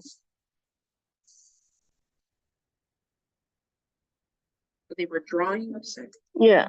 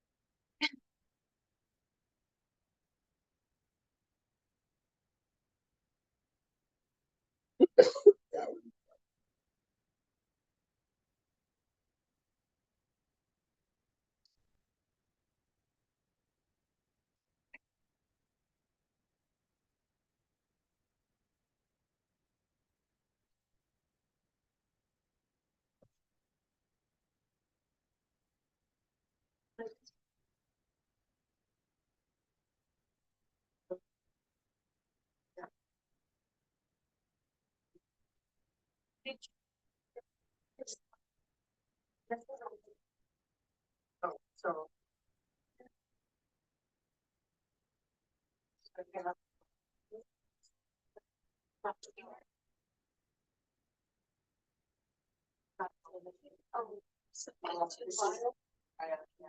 Sentence structure.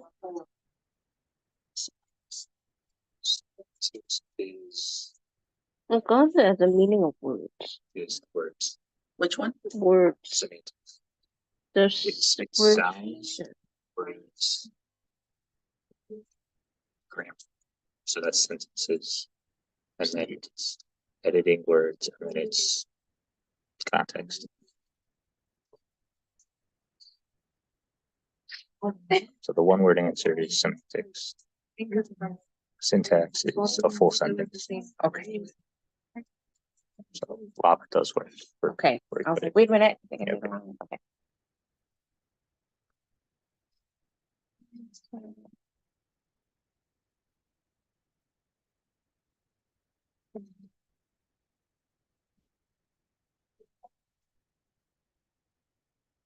Okay, so for Jane, when they had like free time, there was another class. She was playing at their sensory table. Mm. There was another classmate that came over and was like, I want to play there too, because I think she has only like two can play there at one time. Mhm. And there's already another girl playing with her. And a little boy came up and was like, I want to play in here too. And she was all like, can you wash your hands, please? Because that's what they have to do. So she straight up was just like, go wash your hands.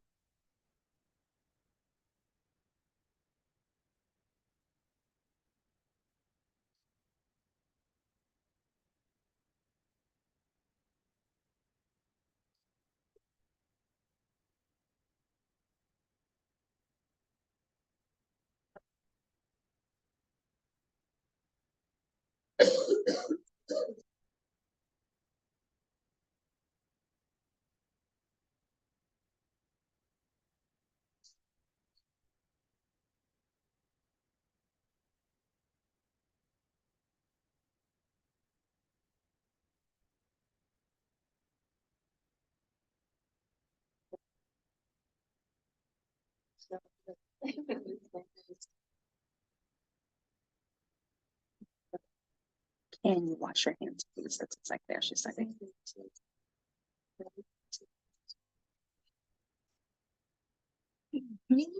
Please.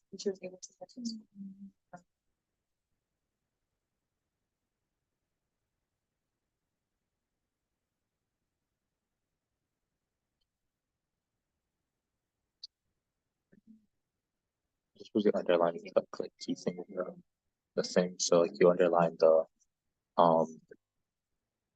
slash letter slash in the morphemes and underline the utterance.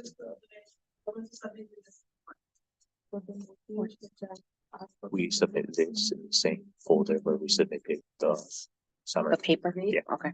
So there's two files in that one. The summary and the worksheet.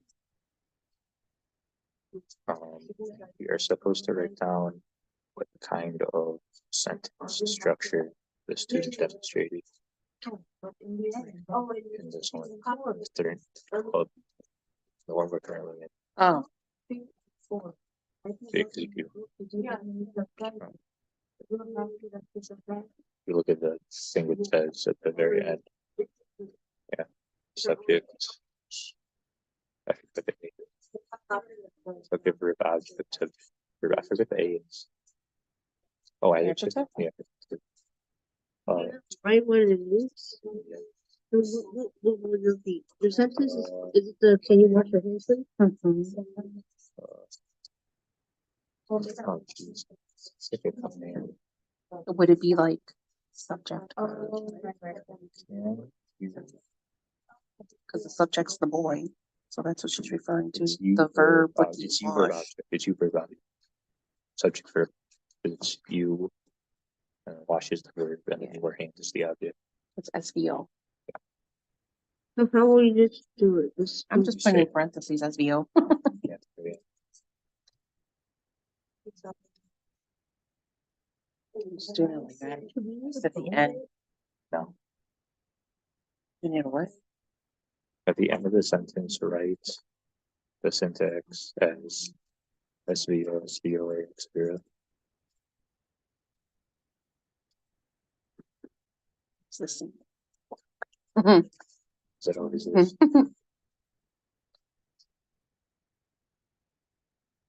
Okay, whenever you're ready. Right. Oh, sorry. In the story, the mom was asking questions, sure, and understood what was going on. And at one point she was like, she responded very kindly, no, he can't swim.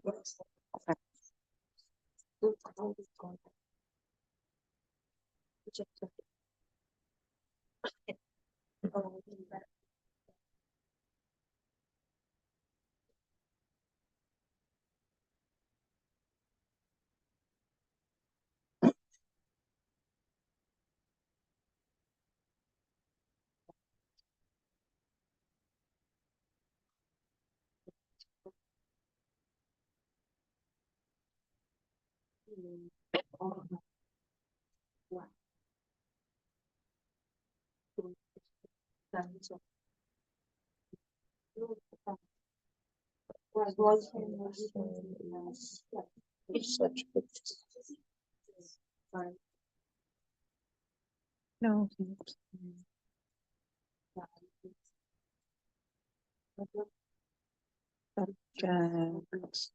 subject.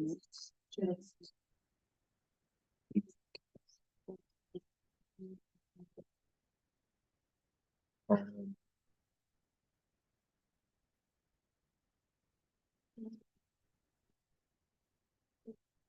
sentence structure.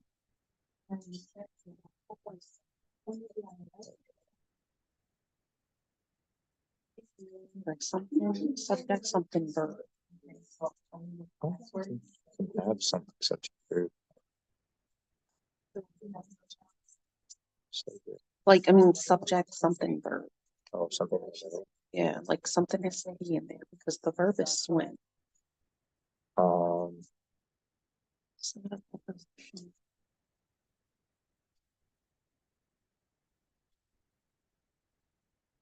subject, verb, Just noun, he, oh no, because then town is the subject. Sure. Um, can't just be subject, verb. I think it can't just be subject verb because saying, because okay, because if you take it as not positive, saying he swims, that's Mhm. perfectly fine. Right. So it would just be he, and it would be like negative. I don't think negative is its own I don't, connotation. I'm just gonna put subject.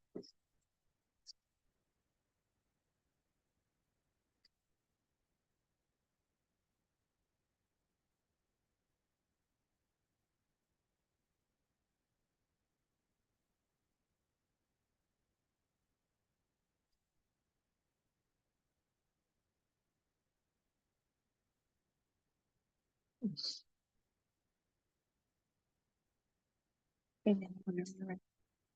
I don't think I really have a simple ish, but it seems like there is, but okay. I have written, when Simon was coloring, he created sentences with 4 to 5 words, and his sentence didn't make any sense. When his teacher had asked a classmate of what another classmate was drawing, he said honeydew, and then like that conversation, they all of a sudden went to talk about gardening or vegetables, and then Simon, he all of a sudden said, when the weather's good, I will somehow like he said, I will be growing some vegetables in the garden when the weather is good, something like that.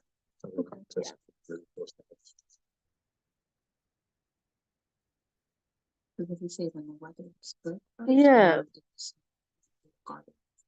He said something about growing vegetables in the garden, and then he said when the weather's good.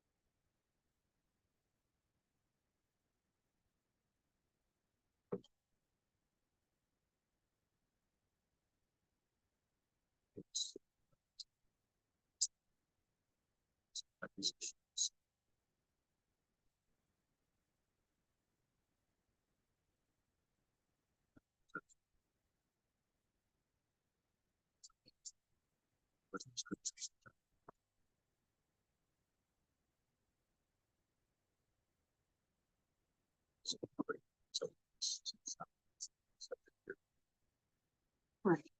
It's like a second. It's something, I forget what it's called. 'Cause I remember it had like broke down sentences and it's super like supposed to have a space. So it was like branching stuff. What's it called?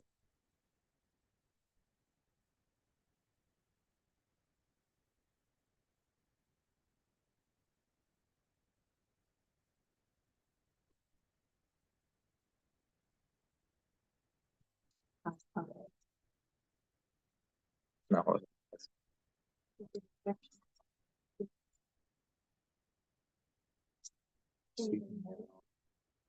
What about preposition end of sentence?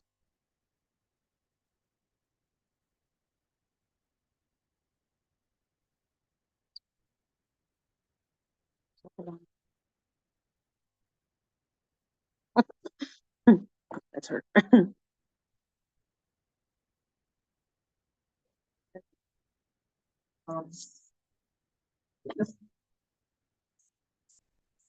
Yes, so about Oh, yeah.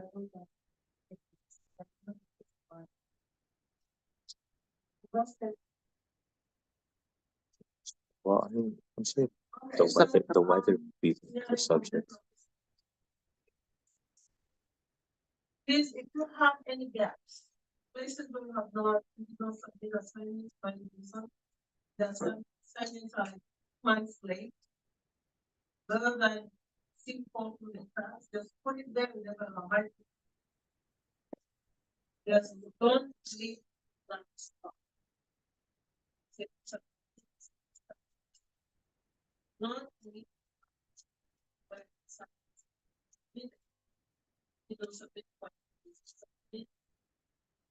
We're supposed to underline the semantic parts and the semantics. You underline the phrase they say in the semantics. So it's just the word they said. So like in Sandra's example, you just underline up. Yes. All the assignment. When we meet, 2 weeks from now, will remain me. So common questions that we have to prepare ourselves. Everything is on D12. So there can be from now. Also, some practice of those, and where you have trouble finding the answer. No, it's not good. It's two. But it's more like Again, don't pretty. use this chance.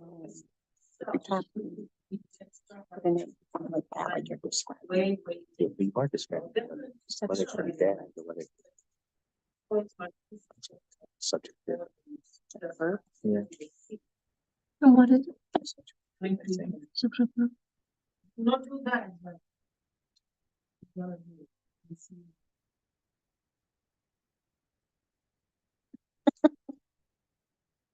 Well done.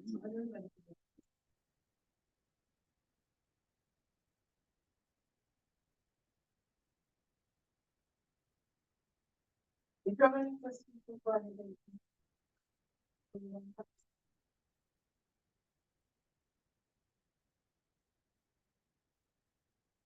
So for working development, teaching, we were playing with like these little wooden blocks and she lined them up. And she had to, she was walking across them. And then she put an extra one and she walked for that one, it slipped under her. And she said, wow, that was slippery. For the morphine? Wow, that was.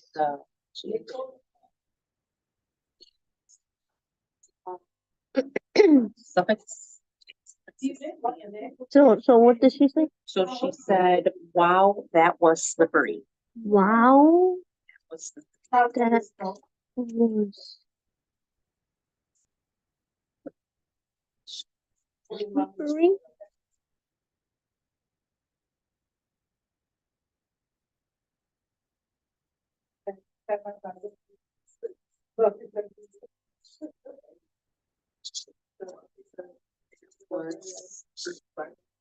Wow.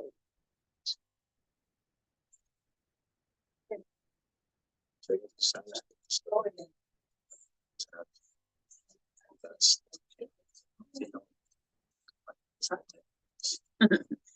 So is the underline the slippery is removed?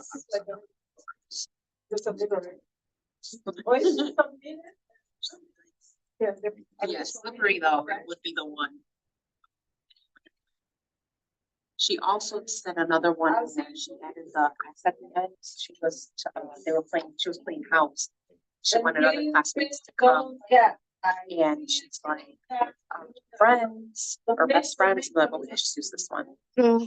Here, if you want, I can tell you for pragmatics. We're leaving or we're just finishing it? no, we should finish. Okay. Oh, gotcha. I was like, I thought I was like, really? We have to finish even those other questions too, right? Yeah, but I think those are just for The us. question at the end of this one. Yeah. It'll So just, we need each other to fill out the chart, and then there are 2 questions at the end. for questions 3 or 4, it's just you. Yeah. Off of what? Because it's honestly just like, what did you think about? For- And we have to submit to me. Yes. Yes. Submit to. I wrote down the correct. While you look, do you have one for Simon already? Yeah. Morphology. So like also during the drawing time, he was so-called, he drew something and then he said flying fish, and then he also said to his little classmates, you like my drawing? After he so-called said, The ING, flying. flying fish? Yeah. Okay, I'll use that one. He said my flying fish, you said? No, he just said flying fish, Oh, flying fish. and then he later on said, you like my drawing?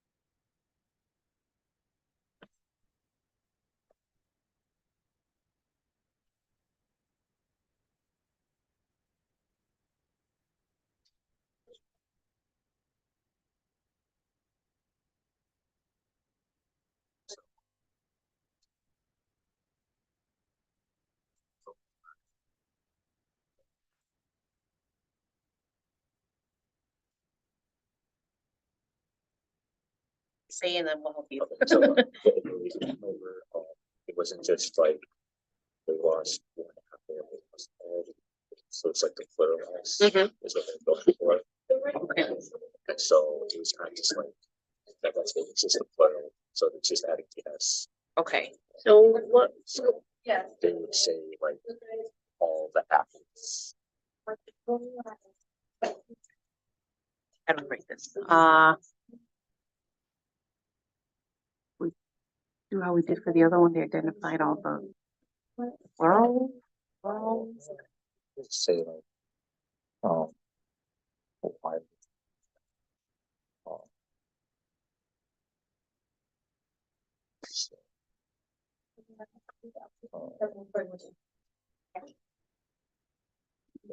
lost all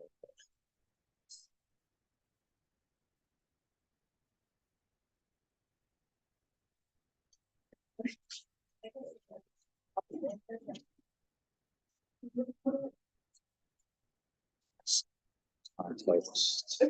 Isn't that one more of just like correct way of Yes. within it's- the context of it's- saying it's- things? So it's context of like outside.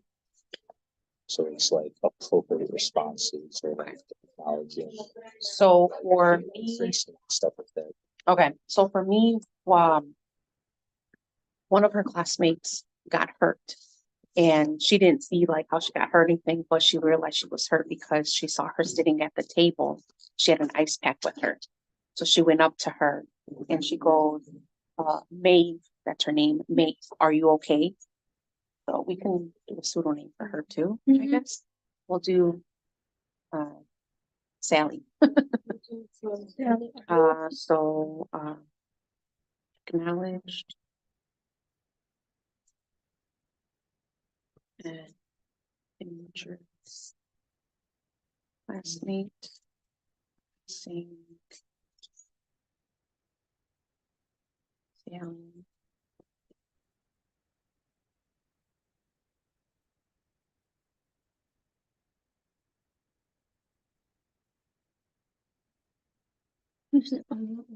Sally, are you okay?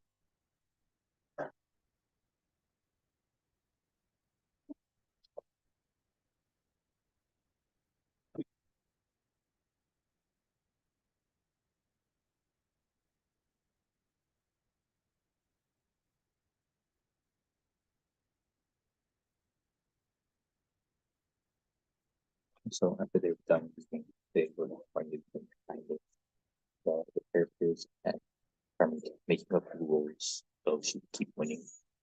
Right. So one of the rules she said was what was it? It was like it was like, no, mommy, you have to crawl or something like that. So it was like he knew how to make it clear. Okay.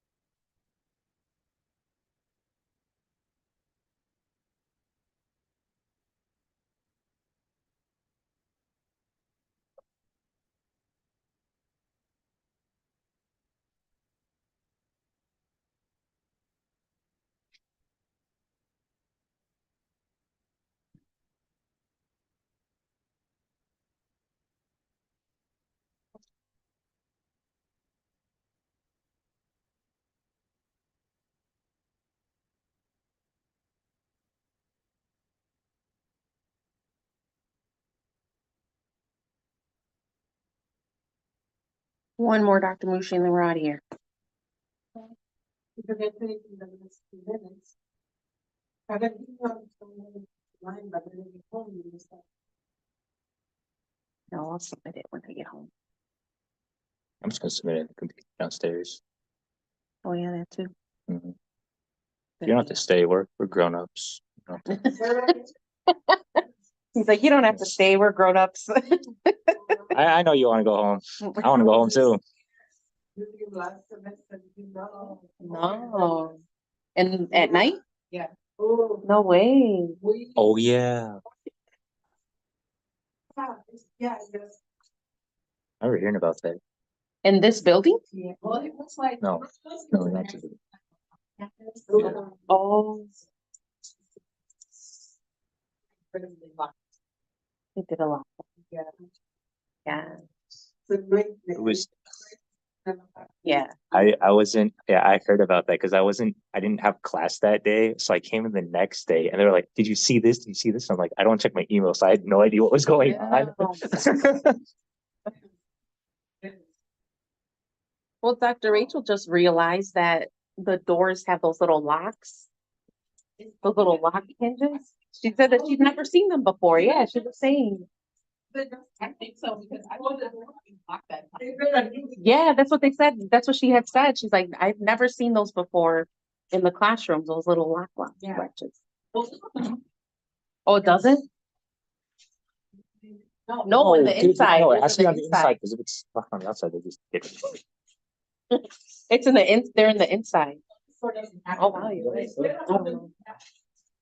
Well, I guess we'll be the first to go. No. Not that negative choo-choo, like, come on. All right, go ahead when you're ready. Give us your example person. Okay, the prep medical. Yeah. So after their little circle time, they were doing a worksheet on the number 11.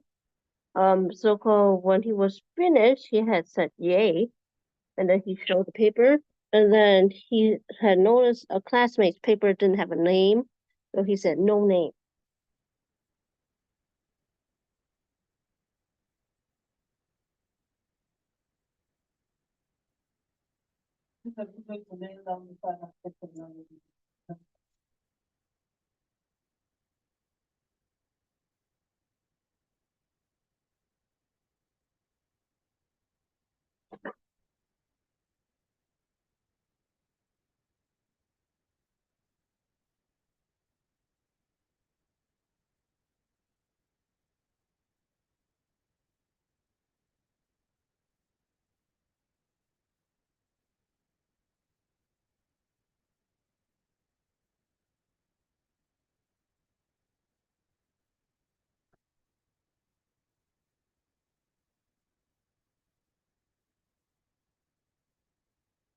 Okay. And then I just answered it. Yeah, the 3 and 4 is just.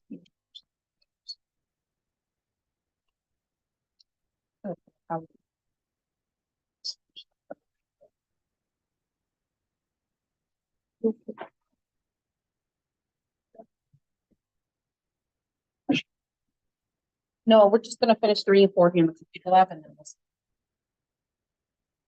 So you can go. Ellie, you can go. And if anything happens, it will be under your watch. No, it's okay. It's gonna take just a few minutes. Yeah. It's gotta look, it's like that stuff there. Have a good night. Thank you.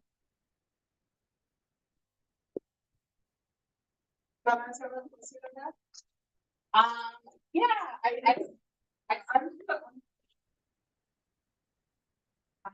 just have to speak like what. If I don't, I'll be here for Wednesday, Thursdays. So It doesn't have to be person. Oh, It doesn't have to be. And if you have any question after, I can give you the email of the choices. It's pretty cool.